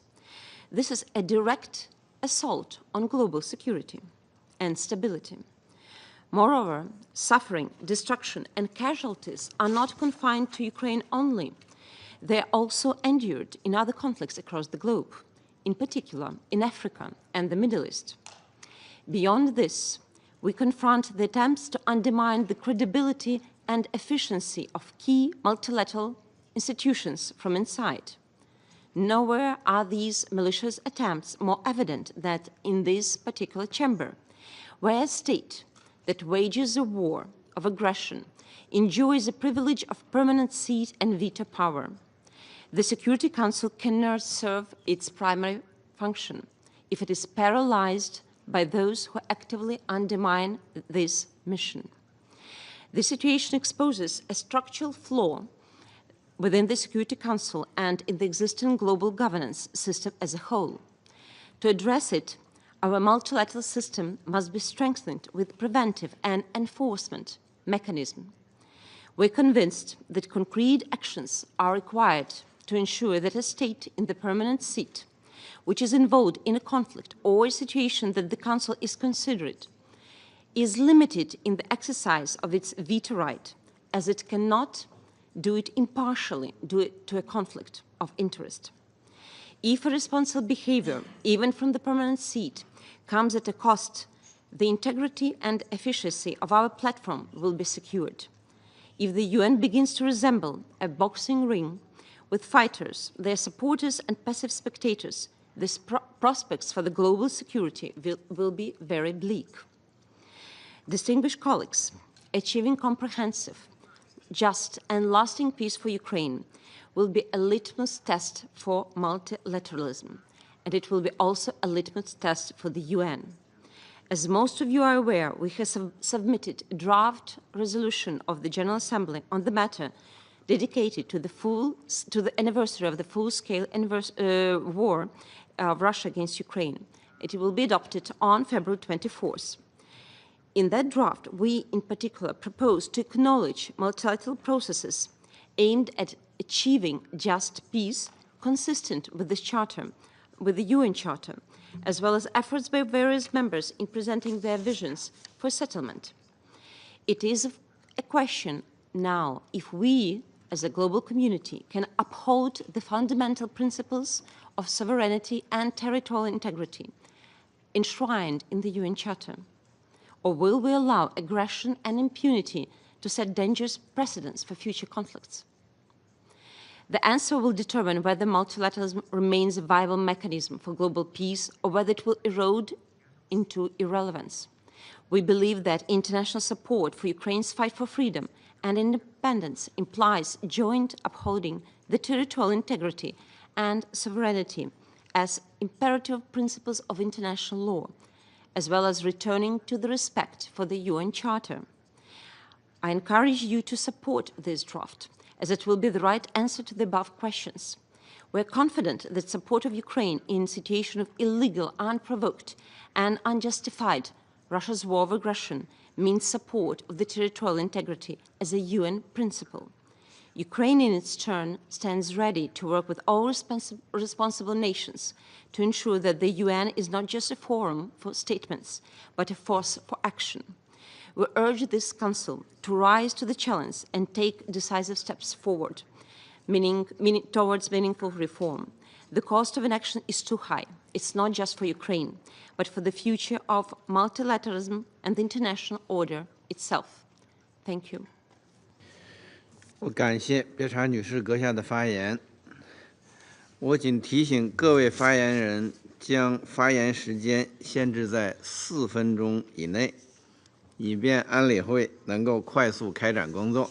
下面我请科威特代表发言。بسم الله الرحمن الرحيم. شكرا السيد الرئيس، ويشرفني أن ألقي هذا البيان بالنيابة عن المجموعة العربية. ومن خلالكم السيد الرئيس أرحب بداية بمعالي السيد وانغ يي وزير الخارجية جمهورية الصين الشعبية الصديقة، وأتقدم لكم بالشكر والثناء على عقدكم هذه الجلسة الهامة وما يمثله ذلك من تسليط الضوء على أحد أبرز الموضوعات المطروحة أمامنا اليوم بشكل متكرر: حفظ السلم والأمن الدوليين من خلال ممارسة تعددية الأطراف، إصلاح وتحسين الحوكمة العالمية. حيث أن جلسة اليوم تتيح لنا الفرصة لمناقشة وتقييم مسؤولياتنا المشتركة تجاه التزامنا بالمبادئ والمقاصد الواردة في ميثاق الأمم المتحدة، والتي تشكل أحد أعمدة العمل الدولي متعدد الأطراف وأكثر الطرق فعالية لمواجهة التهديدات القائمة. سيد الرئيس، تأتي جلستنا اليوم في وقت دقيق وحساس للغاية، حيث يشهد عالمنا اليوم تحديات سياسية واقتصادية واجتماعية وبيئية متشابكة ومعقدة غير مسبوقة، مما وضع النظام الدولي متعدد الأطراف تحت اختبار مفصلي قد يكون الأكثر صعوبة وإلحاحا منذ العام 1945. ونظرا لذلك الواقع، يتعين على أعضاء مجلس الأمن العمل بشكل موحد وجماعي، بالإضافة إلى تعاون وتعاضد المجتمع الدولي، وذلك من خلال تجاوز الانقسامات الحادة والخلافات المتجذرة التي باتت تجابه اطلاع المجتمع الدولي بمسؤولياته الواردة في ميثاق الأمم المتحدة. وإتماماً لتلك المقاصد، هناك مجموعة من المبادئ بنفس القدر من الأهمية يجب أن تشكل حجر زاوية للعلاقات الدولية، ورغم مرور قرابة 80 عاماً منذ صياغة واعتماد مبادئ ومقاصد ميثاق الأمم المتحدة، تظل القضية الفلسطينية الاختبار الأبرز لشرعية ومصداقية ميثاق الأمم المتحدة، فهي قضية محورية ترتبط ارتباطاً وثيقاً بمبادئ ومقاصد الميثاق، لا سيما حق الشعوب في تقرير المصير وحظر استخدام القوة المسلحة في المصالح غير المشتركة. علاوة ذلك تتسق القضية الفلسطينية مع كافة أنواع الشرعية الدولية، فهناك قرارات للجمعية العامة ومجلس الأمن ومجلس حقوق الإنسان، بالإضافة إلى ما صدر مؤخراً على المحكمة الجنائية الدولية بتاريخ 21 نوفمبر الماضي فيما يتعلق بجرائم الحرب والجرائم ضد الإنسانية، علاوة على الرأي الاستشاري التاريخي الصادر عن محكمة العدل الدولية بتاريخ 19 يوليو الماضي، والذي انتصر للحق ولمبادئ ميثاق الأمم المتحدة التي ارتضيناها جميعاً عند انضمامنا لهذه المنظمة. ومع ذلك فإن استمرار الاحتلال في انتهاك القوانين والأعراف الدولية لعقود دون مساءلة يبعث رسالة خطيرة ستتوارثها الأجيال القادمة حول فعالية وقدرة النظام الدولي. وننوه هنا أن الأمم المتحدة قد خلقت بغية حفظ السلم والأمن الدوليين وضمان عدم تكرار أخطاء الماضي، ومن هذا المنطلق لا يمكننا التغاضي عن التحدي الممنهج للميثاق، فضلاً عن الممارسات الأحادية التي تتنافى مع كافة الأعراف والقوانين الدولية، لا سيما في ظل إمعان القوة القائمة بالاحتلال في الاعتداءات الوحشية والبربرية وحلمها البائس في الدعوة للتهجير القسري للشعب الفلسطيني الشقيق، الأمر الذي يهدد الاستقرار الإقليمي ويعوق جهود تحقيق السلام الدائم. ونؤكد على ضرورة تحمل مجلس الأمن مسؤولياته لضمان تثبيت اتفاق وقف إطلاق النار وفق القرار 2735، بالإضافة إلى خفض التصعيد في الضفة الغربية وبقية الأرض الفلسطينية المحتلة، وضمان حماية المدنيين وإدخال المساعدات الإنسانية بشكل مستدام إلى قطاع غزة، واستئناف العملية السلمية بما يضمن حق الشعب الفلسطيني في تقرير المصير وإقامة دولته المستقلة على ترابه الوطني. ولا يجب أن ننسى أن ما شهدناه نهاية العام الماضي في الكنيست الإسرائيلي بشأن التشريعات التي تم اعتمادها لحظر عمل وكالة الأونروا في الأرض الفلسطينية المحتلة ما هو إلا نتيجة مباشرة لغياب المحاسبة للتعدي على كافة الأعراف الدولية منذ ما يفوق العام. ولا بد أن يعلم الجميع بأن هذا الفعل يشكل مخالفة واضحة وجلية للمادة 95 من ميثاق الأمم المتحدة. سيد الرئيس، لا تزال الأدوات الواردة في ميثاق الأمم المتحدة المعنية بصيانة السلم والأمن الدوليين رهينة وحدة وتوافق أعضاء مجلس الأمن، فقد شهدنا عبر السنوات والعقود الماضية عجز المجلس عن الاطلاع بمسؤولياته نحو حل بعض الأزمات نتيجة الخلافات الجيوسياسية، علاوة على مواصلة سوء استخدام حق النقض الفيتو. وبناء على ذلك ندعو أعضاء مجلس الأمن إلى الاطلاع بمسؤولياتهم، حيث أن عضويتهم تترتب عليها مسؤولية كبيرة يجب أن تؤخذ على محمل الجد، وأن تكون آلية اتخاذ قراراتهم مبنية بشكل شامل وشفاف وكفؤ وفعال وديمقراطي لمواجهة جميع المخاطر والتحديات القائمة والمستقبلية. وعليهم أيضاً اتخاذ كافة التدابير لضمان احترام قراراتهم وتنفيذها بالكامل، وخاصة فيما يتعلق بالقضية الفلسطينية دون استثناء أي من تلك الأدوات، بما في ذلك تلك التي يكفلها الفصل 7 من الميثاق. إضافة إلى المقاصد والمبادئ الواردة في الميثاق، لا تزال هناك مجموعة من الأدوات في الميثاق التي لو تم تفعيلها بصورتها المرجوة من قبل أعضاء مجلس الأمن لتمت معالجة الكثير من التحديات الإقليمية والدولية.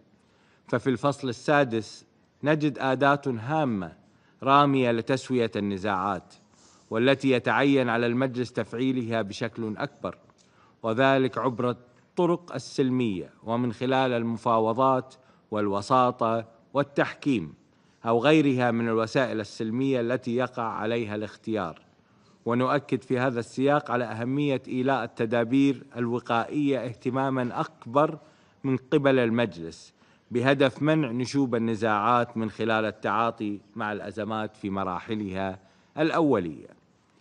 واتساقاً مع ما سبق تدعو المجموعة العربية إلى اتخاذ إجراءات حاسمة من خلال التفعيل البناء لكافة بنود الميثاق، وما يرادفه من تمكين فعلي للمجلس نحو الاطلاع بدور شامل نحو تعزيز وتنفيذ الدبلوماسية الوقائية، فإن تطبيق هذه المهام بشكل كامل سيعزز من قدرة النظام الدولي متعدد الأطراف على الصمود ومعالجة القضايا الأمنية قبل أن تتحول إلى تهديدات خطيرة.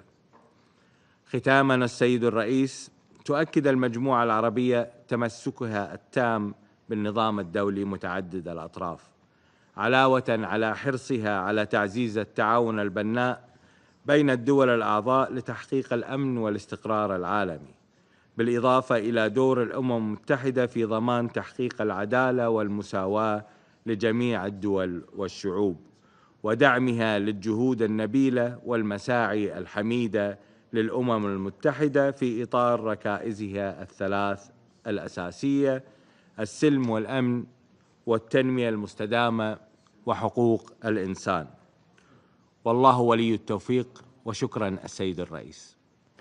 我感谢科威特代表的发言，下面我请哈萨克斯坦代表发言。 Mr. President, Excellencies, distinguished delegates, I extend my sincere congratulations to China on assuming the presidency of the Security Council.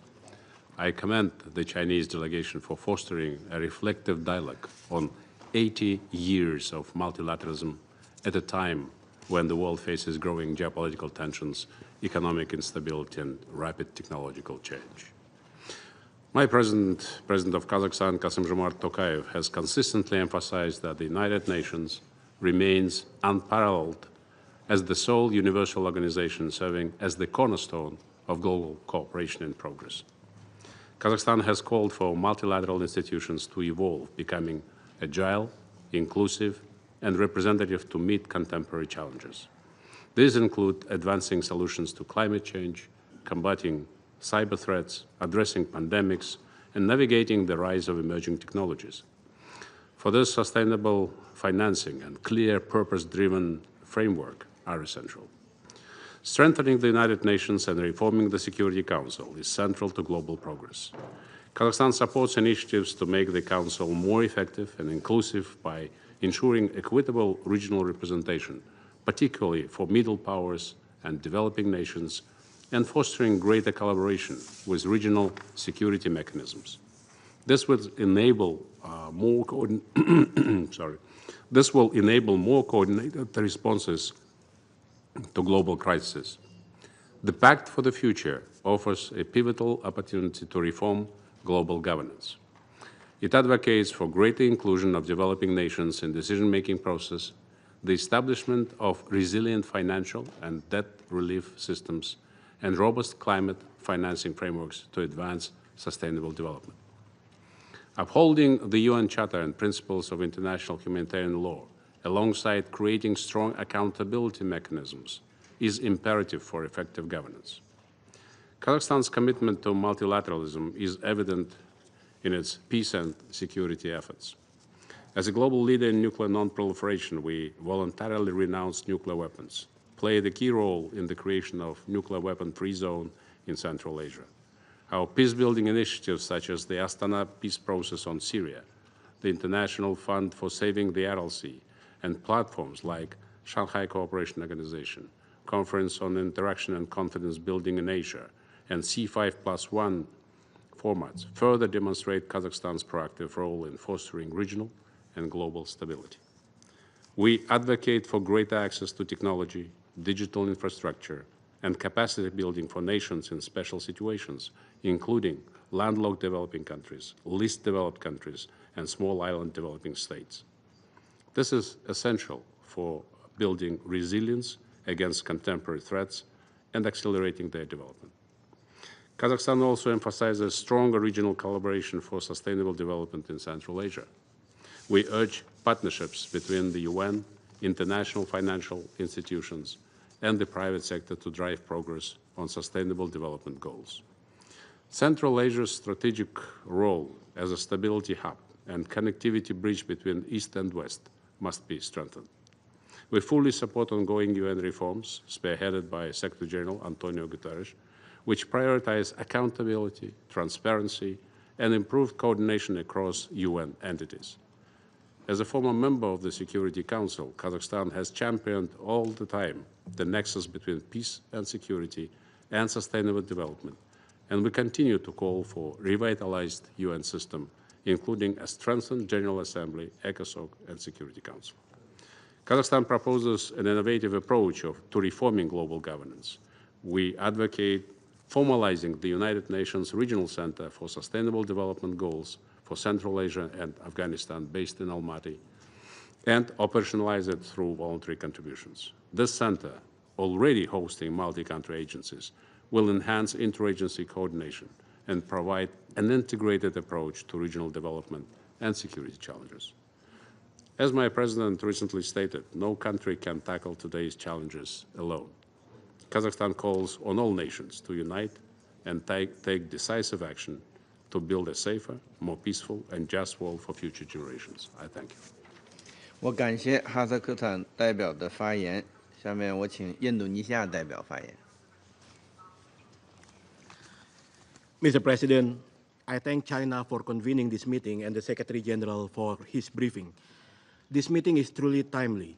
The need for reform has never been greater from the day the UN was established. And let us start with a frank assessment. The multilateral system today is in profound crisis. The absence of a major global war does not mean that peace prevails. In fact, the very system designed to prevent conflicts is under siege, both externally and internally. Too often, multilateralism is embraced only when convenient and discarded when not. Too often, international law and international humanitarian law are confined merely in the eyes of the beholders rather than universally upheld. And sadly, some of the founding members of the UN now seem to be least keen to uphold multilateralism. As the UN nears its 80th year, we must ask ourselves, will it continue to stand as a pillar of hope or a shattered mirror of broken promises? We must confront the uncomfortable truth. Do we really seek the common good or flaunt multilateralism as a tool for narrow interests? Against this backdrop, allow me to highlight 3 points. First, the Council must uphold the principles of multilateralism, not in words, but in action. Multilateralism only works when all nations commit to its principles. Yet the Council's failure in stopping humanitarian catastrophes, from Gaza to Sudan, from Ukraine to Myanmar, expose a harsh reality. Selective multilateralism is no multilateralism at all. We must shift our paradigm from the pursuit of hegemony to one of collective peace and shared prosperity. This requires upholding the principles of inclusivity, equality, solidarity, and true partnership. Second, the Council must restore the sanctity of international law. Double standard and selective application of international law are increasingly becoming the new normal. This shall not continue to happen. It breeds cynicism, erodes trust in the multilateral system, tearing down the very foundation of global order. One of the core issues is whether the veto has been used to uphold or sidestep international law and international humanitarian law. Has the veto become part of the solution or part of the problem? Are there enough safeguards in place to ensure accountability, to ensure impunity is applied to all? There are indeed many pertinent questions, all demand answer. And this leads me to the third point. The Council must lead the way in reforming our multilateral system. The world is changing, conflicts are changing, and so must our approach. We must rethink outdated structures and address the imbalances in decision-making. Indonesia remains committed to advocating for a reformed Security Council that is more fit for purpose, more representative, and more effective in addressing the new realities. However, reform must not stop at the Council itself. To strengthen global responses, we must also improve how the Council connects with other UN bodies, including the complementarity authority of the General Assembly. Mr. President, the UN 80th anniversary is not a time for complacency. It is a call to urgent action. It is time for us to push for real and meaningful reform, including by implementing the Pact for the Future, so that the UN can remain relevant in the next 80 years ahead. Thank you. 我感谢印度尼西亚代表的发言。下面我请罗马尼亚代表发言。Thank you very much, Mr. President, and I would also like to thank you for convening this meeting on such a topical issue. We strongly believe in the validity and long-standing value of the principles and purposes enshrined in the UN Charter for the rules-based order with the United Nations at its center. In the journey since the creation of the United Nations, the world has witnessed an ebb and flow of attempts to erode the multilateral system created in 1945. The fundamental values of the UN Charter and international law stood the test of time because they were created on strong foundations: the sovereign equality of states, mutual cooperation, the obligation to settle any dispute through peaceful means, not force, and the resort to independent international courts to interpret and apply international law. Our international system also stands on solid ground with checks and balances that make possible to move forward with the three pillars of the United Nations action. No system is perfect, and the UN is no exception. However, it is not outdated. We must continue to strive for a UN that is more inclusive and more responsive to the current needs and realities. That is the only way to achieve an effective multilateralism based on international law and with the UN at its center. Any adjustment must be rooted in a constructive approach, one that wants to build, not to destroy. And we must not shy away from further reforming this organization, adapting it to present and future challenges, as long as we remain committed to the values and principles that founded the United Nations decades ago. Two recent examples serve as an inspiration. We negotiated a new treaty to protect biodiversity in the high seas. Many states, including Romania, have signed this important treaty and are in the process of ratifying it. And we will soon start negotiations for the first UN Convention to prevent and punish crimes against humanity. And we entered these negotiations in good faith with the idea to improve them, not to revise the fundamental rules, but rather to consolidate the legal framework. Mr. President, despite a new surge of global discontent with the multilateral system, effective multilateralism is the answer to our challenges. This is the key lesson learned for the past 80 years. We have the mechanisms to maintain international peace and security, to pave the way for development, and to ensure the protection of human rights. Our leaders collectively reinforced this pledge in the Pact for the Future, and the Pact is the most compelling reflection of our continued and resolute trust in the multilateral system and the need to bolster our efforts to ensure the United Nations is adequately equipped to respond to the most pressing issues of global governance. Mr. President, practicing multilateralism is respecting international law and rejecting any violation of sacred principles such as sovereignty, independence, and territorial integrity. They remain at the core of any effort, and they are also reflected in the upcoming General Assembly resolution on advancing a comprehensive, just, and lasting peace in Ukraine. Irrespective of the color of the flag, out of all 193 member states that are hoisted outside the headquarters of the United Nations, any attempt to violate these principles cannot be endorsed as business as usual. We stand up in the defense of the UN Charter principles, and this is the legacy of our forefathers, and this is the legacy we are expected to pass to future generations. Thank you very much, Mr. President. 我感谢罗马尼亚代表的发言。我下面请奥地利代表发言。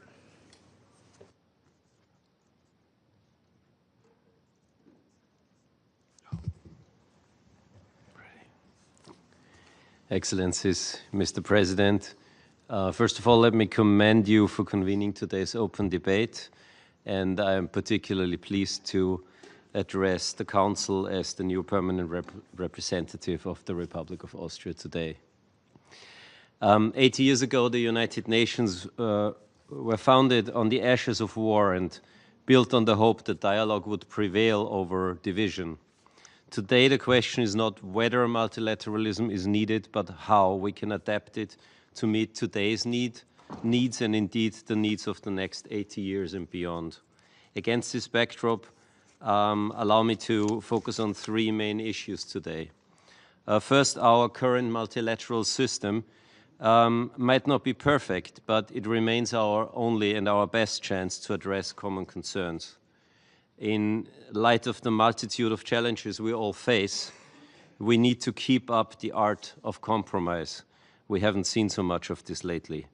The vast interest in today's debate is testimony to this belief. Yet, if our institutions are to remain effective, they must evolve, as our colleague from Romania has said as well. The Security Council in particular must better reflect the realities of the 21st century. This entails a more representative membership, reflective of the diversity of nations, and is crucial to ensure the full participation also of smaller and medium-sized states in the Council. As a member of the ACT group, Austria has consistently, as you know, advocated for a more transparent, accountable and inclusive Security Council. All of us, but especially this Council, bears a responsibility to defend and uphold the rule of law.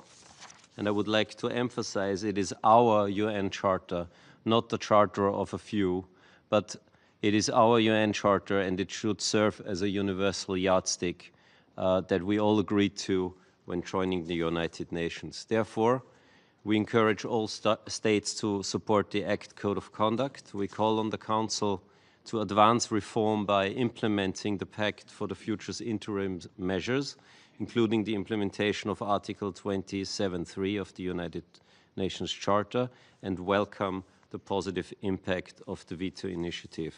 Finally, my own country, Austria, remains committed to continue its role as a reliable partner. As a smaller state that is not a member of any military alliance, multilateralism is in our DNA. Multilateralism is essential for our security policy, and we will stand up for existing disarmament and non-proliferation regimes in place that are now increasingly being challenged. Moreover, climate change and the use of new technologies are issues that no one can tackle alone, not even large countries. This is why Austria believes that institutions need to deliver to the people, and this is why we have been very much engaged in helping advance the dialogue on the reform of the Security Council. My predecessor was particularly active in this, as you know. Through a new model of networked multilateralism, we support efforts to enhance the effectiveness of UN peace operations, which we have promoted through a series of seminars, retreats, and roundtables, all in the spirit of advancing a real dialogue, together with the Department of Political and Peacebuilding Affairs and the Department of Peace Operations here at the HQ. Austria is fully committed to come to an end, Mr. President, to acting on these principles when it next has the honor to serve as a member of the Security Council, if indeed we're elected, and of course we hope for your support at the upcoming elections in 2026. Thank you very much. 我感谢奥地利代表的发言，下面我请新西兰代表发言。 Thank you, President.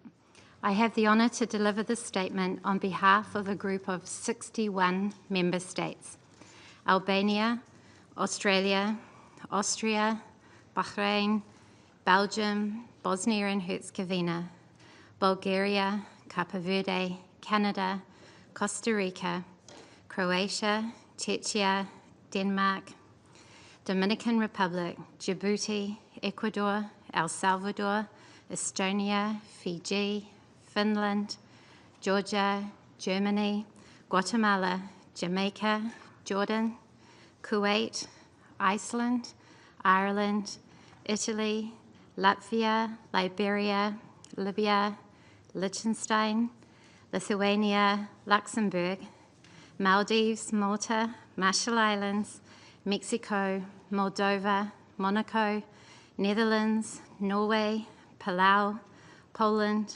Portugal, Romania, Timor-Leste, Turkey, Samoa, San Marino, Singapore, Slovakia, Spain, St. Kitts and Nevis, St. Vincent and the Grenadines, Sweden, Switzerland, Qatar, Ukraine, and my own country, New Zealand.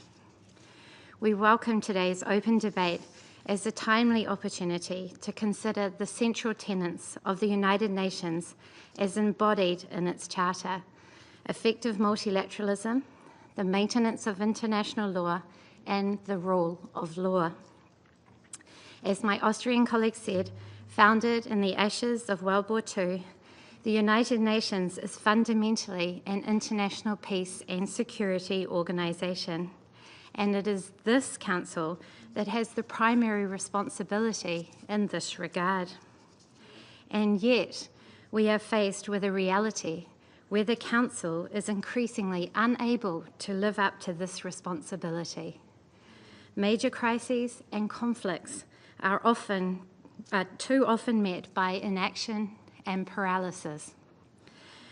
We have also continued to witness with alarming frequency the use of the veto, whereby the Council is prevented from taking effective action in line with its mandate. The application of the veto, not to mention those resolutions discarded due to the threat of a veto, undermines multilateral approaches. This favours contestation over cooperation on matters of international peace and security. Its effect is one of disillusionment and mistrust. President, despite their imperfections, we as a group remain committed to finding ways to contemporise our multilateral institutions so that they are best positioned to respond to the collective challenges we face, particularly as they relate to international peace and security. We are pleased that the Pact for the Future contains many elements that, when implemented, will better enable the Council to deliver on its mandate, a mandate that requires the Council to act on behalf of all of us. We have all agreed on the urgency of further and meaningful Security Council reform. The Pact calls for the full implementation of the Charter, highlighting Article 27.3, which obliges parties to a dispute to abstain from voting on relevant Chapter 6 resolutions. If any lack of clarity on the scope or definition of this clause is the reason this Charter obligation has not been honoured in full, it must be addressed as a matter of priority. Importantly, the Pact also includes language which aims to strengthen the relationship between this Council and the General Assembly. The General Assembly, where all 193 member states are represented, is the very embodiment of multilateralism.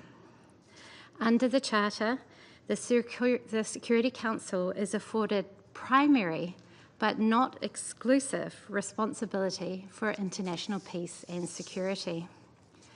Chapter 4 makes clear that the General Assembly too has a role and responsibility in this regard. The Pact is explicit on the ability of the Assembly to take action.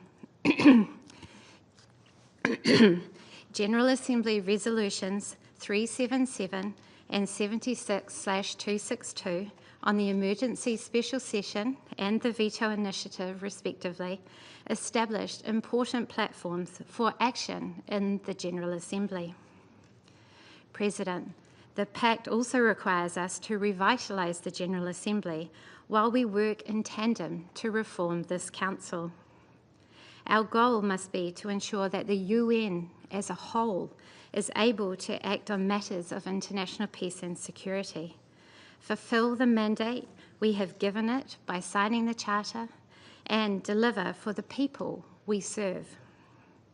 The Council and Assembly must work more closely as envisaged in the Charter and in the spirit of multilateralism. The General Assembly must strengthen its peace and security role when the Council cannot act. The recently published Assembly for Peace Handbook in the first place, and then open up the floor for questions. Wang Yi主任，王毅外长，请先致辞。I will speak Chinese. 今年是联合国成立80周年，当前世界面临挑战和风险是前所未有的，全球治理也处在一个重要的十字路口。作为本月的安理会轮值主席国，中方倡议召开安理会的高级别会议。我们围绕践行多边主义、改革完善全球治理来进行讨论，目的就是推动各方重温联合国成立的初心，为践行多边主义凝聚共识，为加强全球治理注入新的动力。中方的倡议得到了各方的积极响应，超过100个国家报名参会。古特雷斯秘书长专门与会来通报，多国外长和高级别代表专程到纽约来出席会议。我们在会上就重振多边主义、构建公正合理的全球治理体系提出了4点主张。会议讨论非常的热烈，现在还在进行当中。归纳起来有几点共识，我也向大家介绍一下。Please. This year marks the 80th anniversary of the founding of the United Nations. Our world today is facing unprecedented challenges and risks, and global governance is at an important crossroads.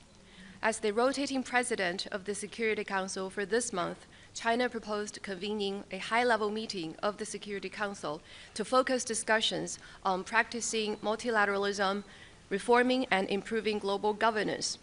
The purpose is to encourage parties to revisit the founding missions of the United Nations, build consensus for practicing multilateralism, and inject new impetus for strengthening global governance. While China's proposal of convening the meeting has been positively received by parties, more than 100 countries signed up and attended the meeting. Secretary General Guterres attended the meeting and gave a briefing. The foreign ministers and high-level representatives from many countries came specifically here to New York to attend the meeting. We proposed 4-point propositions at the meeting on reinvigorating multilateralism and building a fair and a just and equitable global governance system. There were lively discussions, and as we speak, the meeting is still going on. So, to sum up, there are the following consensus at the meeting. 一是联合国的作用不可或缺。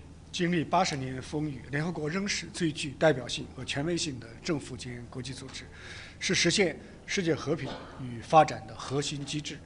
当前形势下，联合国的作用只能加强，不能削弱。联合国的地位必须维护，不能取代。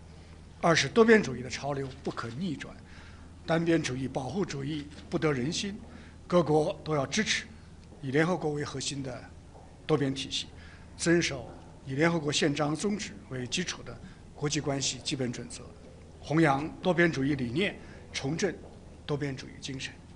三是团结进步的趋势不可阻挡，各国相互依存，命运与共，谁都不能独善其身，不能搞弱肉强食，更不能重回丛林法则。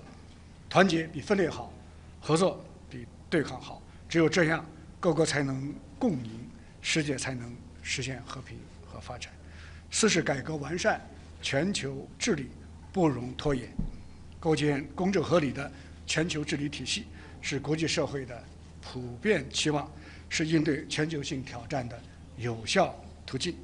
要适应国际政治经济格局的新变化，提升全球南方的代表性，在改革中平衡反映大多数国家的意愿和利益。First, the role of the United Nations is irreplaceable. After traveling an extraordinary journey of 80 years, the United Nations remains the most representative and most authoritative intergovernmental international organization. It is a core mechanism for achieving world peace and development. Under the current circumstances, the role of the United Nations can only be strengthened. It must not be undermined. The stature of the United Nations must be safeguarded, not replaced. Secondly, the trend toward multilateralism is irreversible. Unilateralism and protectionism go against people's will. It is important for all countries to support the multilateral system with the United Nations at its center, abide by the purposes of the UN Charter, and abide by the basic norms governing the basic norms of international relations, and carry forward the philosophy of multilateralism and reinvigorate the spirit of multilateralism. Thirdly, the trend toward solidarity and progress is irreplaceable. Countries are interdependent and share the same future, and no country can go it alone. We must not allow the strong to bully the weak, still less revert to the law of the jungle. Solidarity is better than division, and cooperation is better than confrontation. Only solidarity and cooperation can deliver win-win results for all countries and can achieve peace and development in our world. Fourth, the reform and improvement of global governance must not be delayed. To build a just and equitable global governance system is the shared expectation of the international community, and it is an effective way to meet global challenges. It is important to adapt to the new changes in the international political and economic landscape, increase the representativeness of the global South, and better reflect the will and interests of the vast majority countries in a more balanced manner in the reform. 习近平主席提出的构建人类命运共同体的理念和全球发展倡议、全球安全倡议、全球文明倡议，是回应时代之问的中国答案，为改革和完善全球治理贡献了中国的智慧，得到了越来越多国家的理解和支持。刚才我在同秘书长会见的时候，他又再次重申了联合国对三大倡议的支持。无论国际形势如何变化，中国将坚持践行多边主义，坚守联合国的理想，坚定维护联合国的权威。我们愿意同各国一道，共同建设更加美好的未来。谢谢。President Xi Jinping has proposed the vision of building a community with a shared future for mankind and the Global Development Initiative, Global Security Initiative, and Global Civilization Initiative.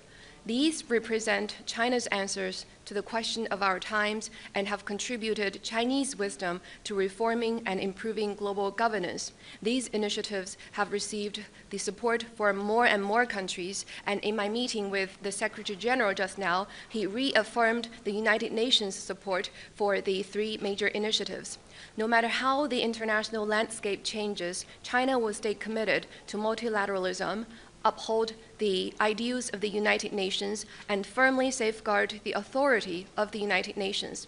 We stand ready to work with all countries to build a better future. Thank you. The floor is open for questions. 先请中国记者提问，这位。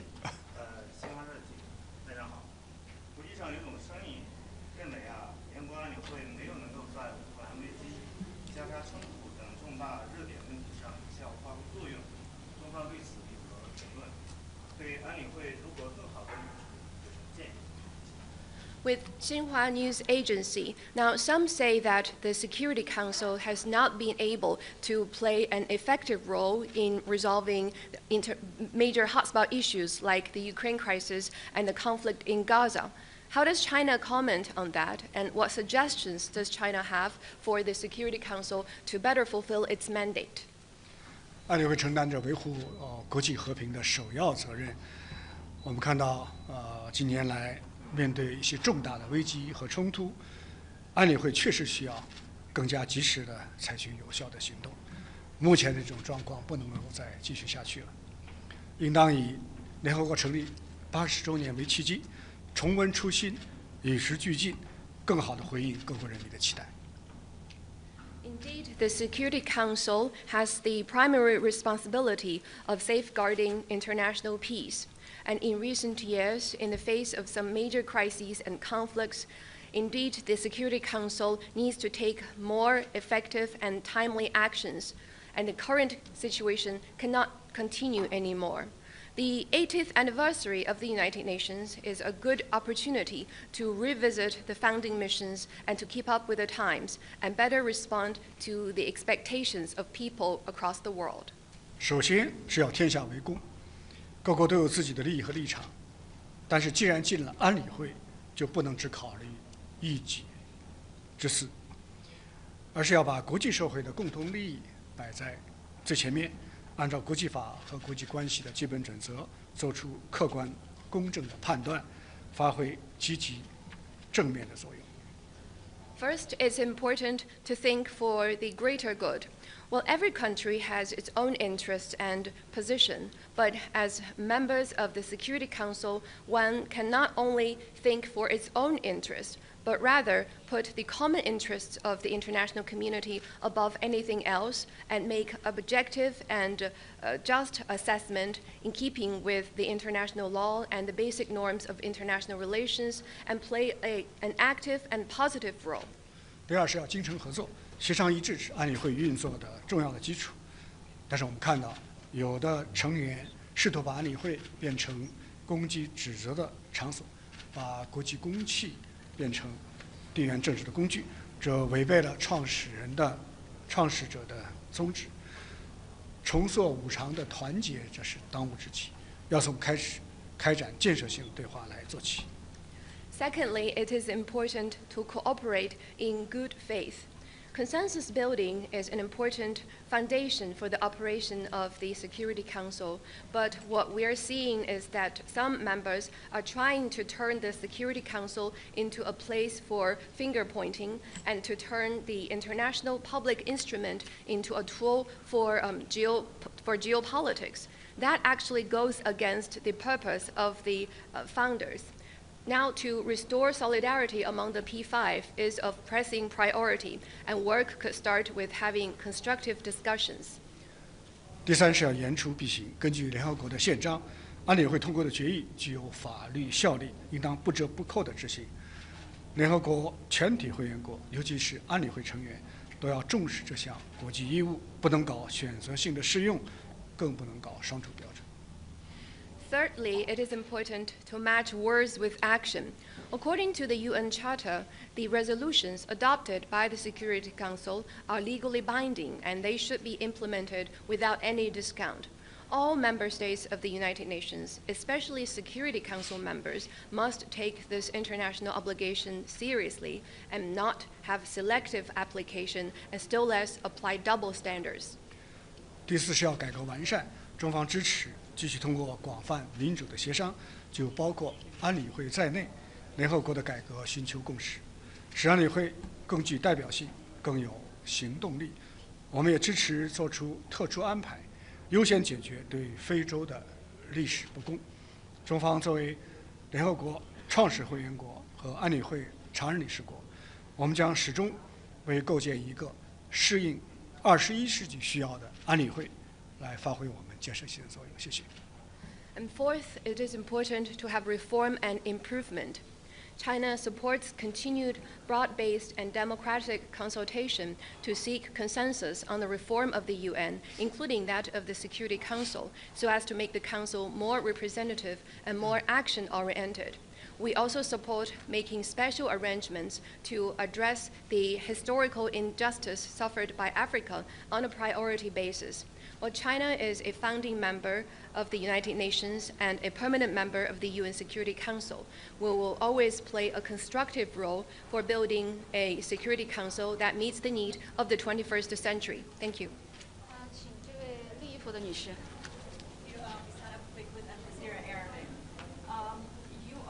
You have spoken about defending the UN Charter, multilateralism, but we have seen so far that the Security Council has failed up until earlier this year when the ceasefire agreement was adopted to end the war in Gaza. Now we hear statements about forcefully displacing Palestinians from Gaza, fearing concern of annexation of the West Bank has become very real and concrete.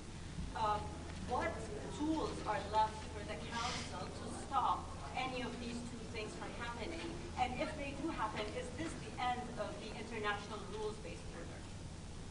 来自半岛电视台，您谈到要捍卫联合国的宪章以及多边主义，但是直到今年早些时候达成加沙停火协议之前，安理会未能采取有效行动来终止加沙的战争。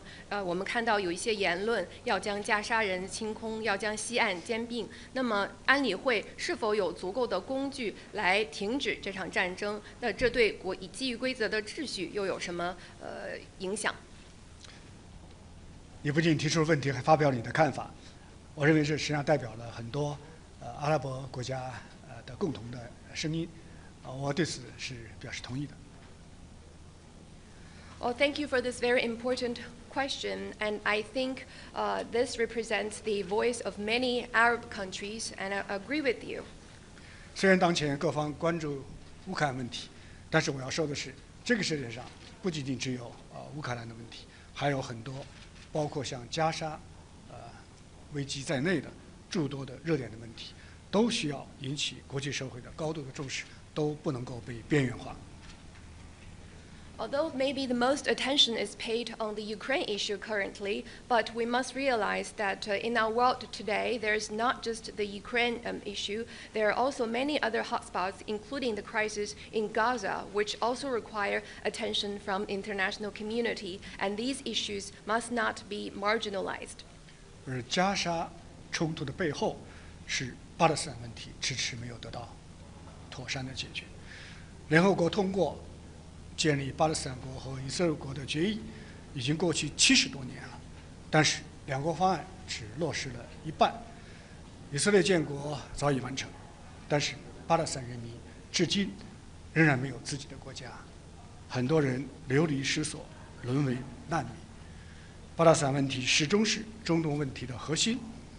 两国方案得不到落实，以怨报怨的逻辑就不会终止，以暴的循环也就不会结束，中东的和平稳定当然就没有保障，各国的和平和安全都会受到威胁。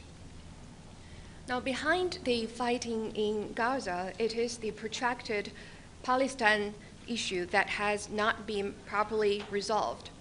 It's been more than 70 years since the United Nations adopted a resolution which says to set up a Palestine state and Israel state.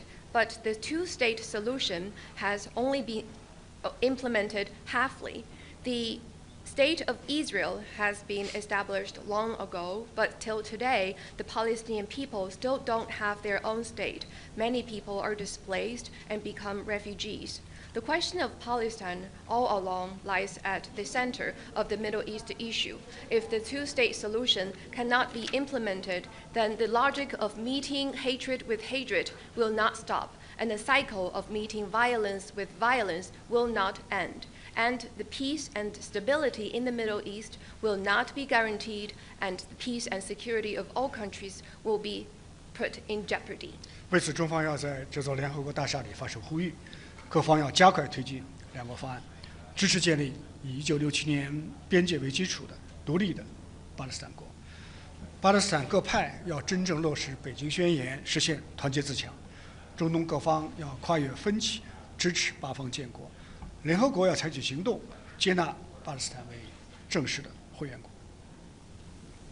So here, in the building of the United Nations, China will call on all parties to speed up efforts in advancing the two-state solution and support establishing an independent state of Palestine that enjoys full sovereignty based on the 1967 borders. The Palestine parties should truly implement the Beijing Declaration and seek strength through unity.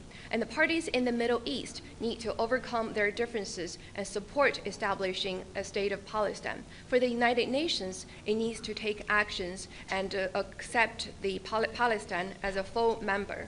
加沙是巴勒斯坦人民的家园，是巴勒斯坦领土的一部分，不应当成为国际政治的牺牲品。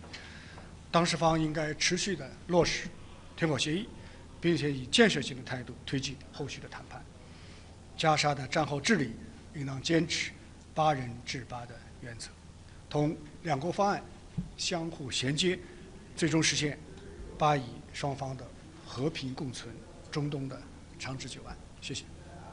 Gaza is the homeland of the Palestinian people. It is part of the Palestine territory. It should not be a sacrifice in international politics. The parties concerned should continue to implement the ceasefire agreement and advance the follow-up negotiations in a constructive manner. The post-war governance in Gaza should be guided by the principle of Palestinians governing Palestine and should be advanced in tandem with the two-state solution so as to realize the peaceful coexistence of Palestine and Israel and achieve enduring peace and security in the Middle East. Thank you. We have to conclude here because of his tight schedule. Thank you.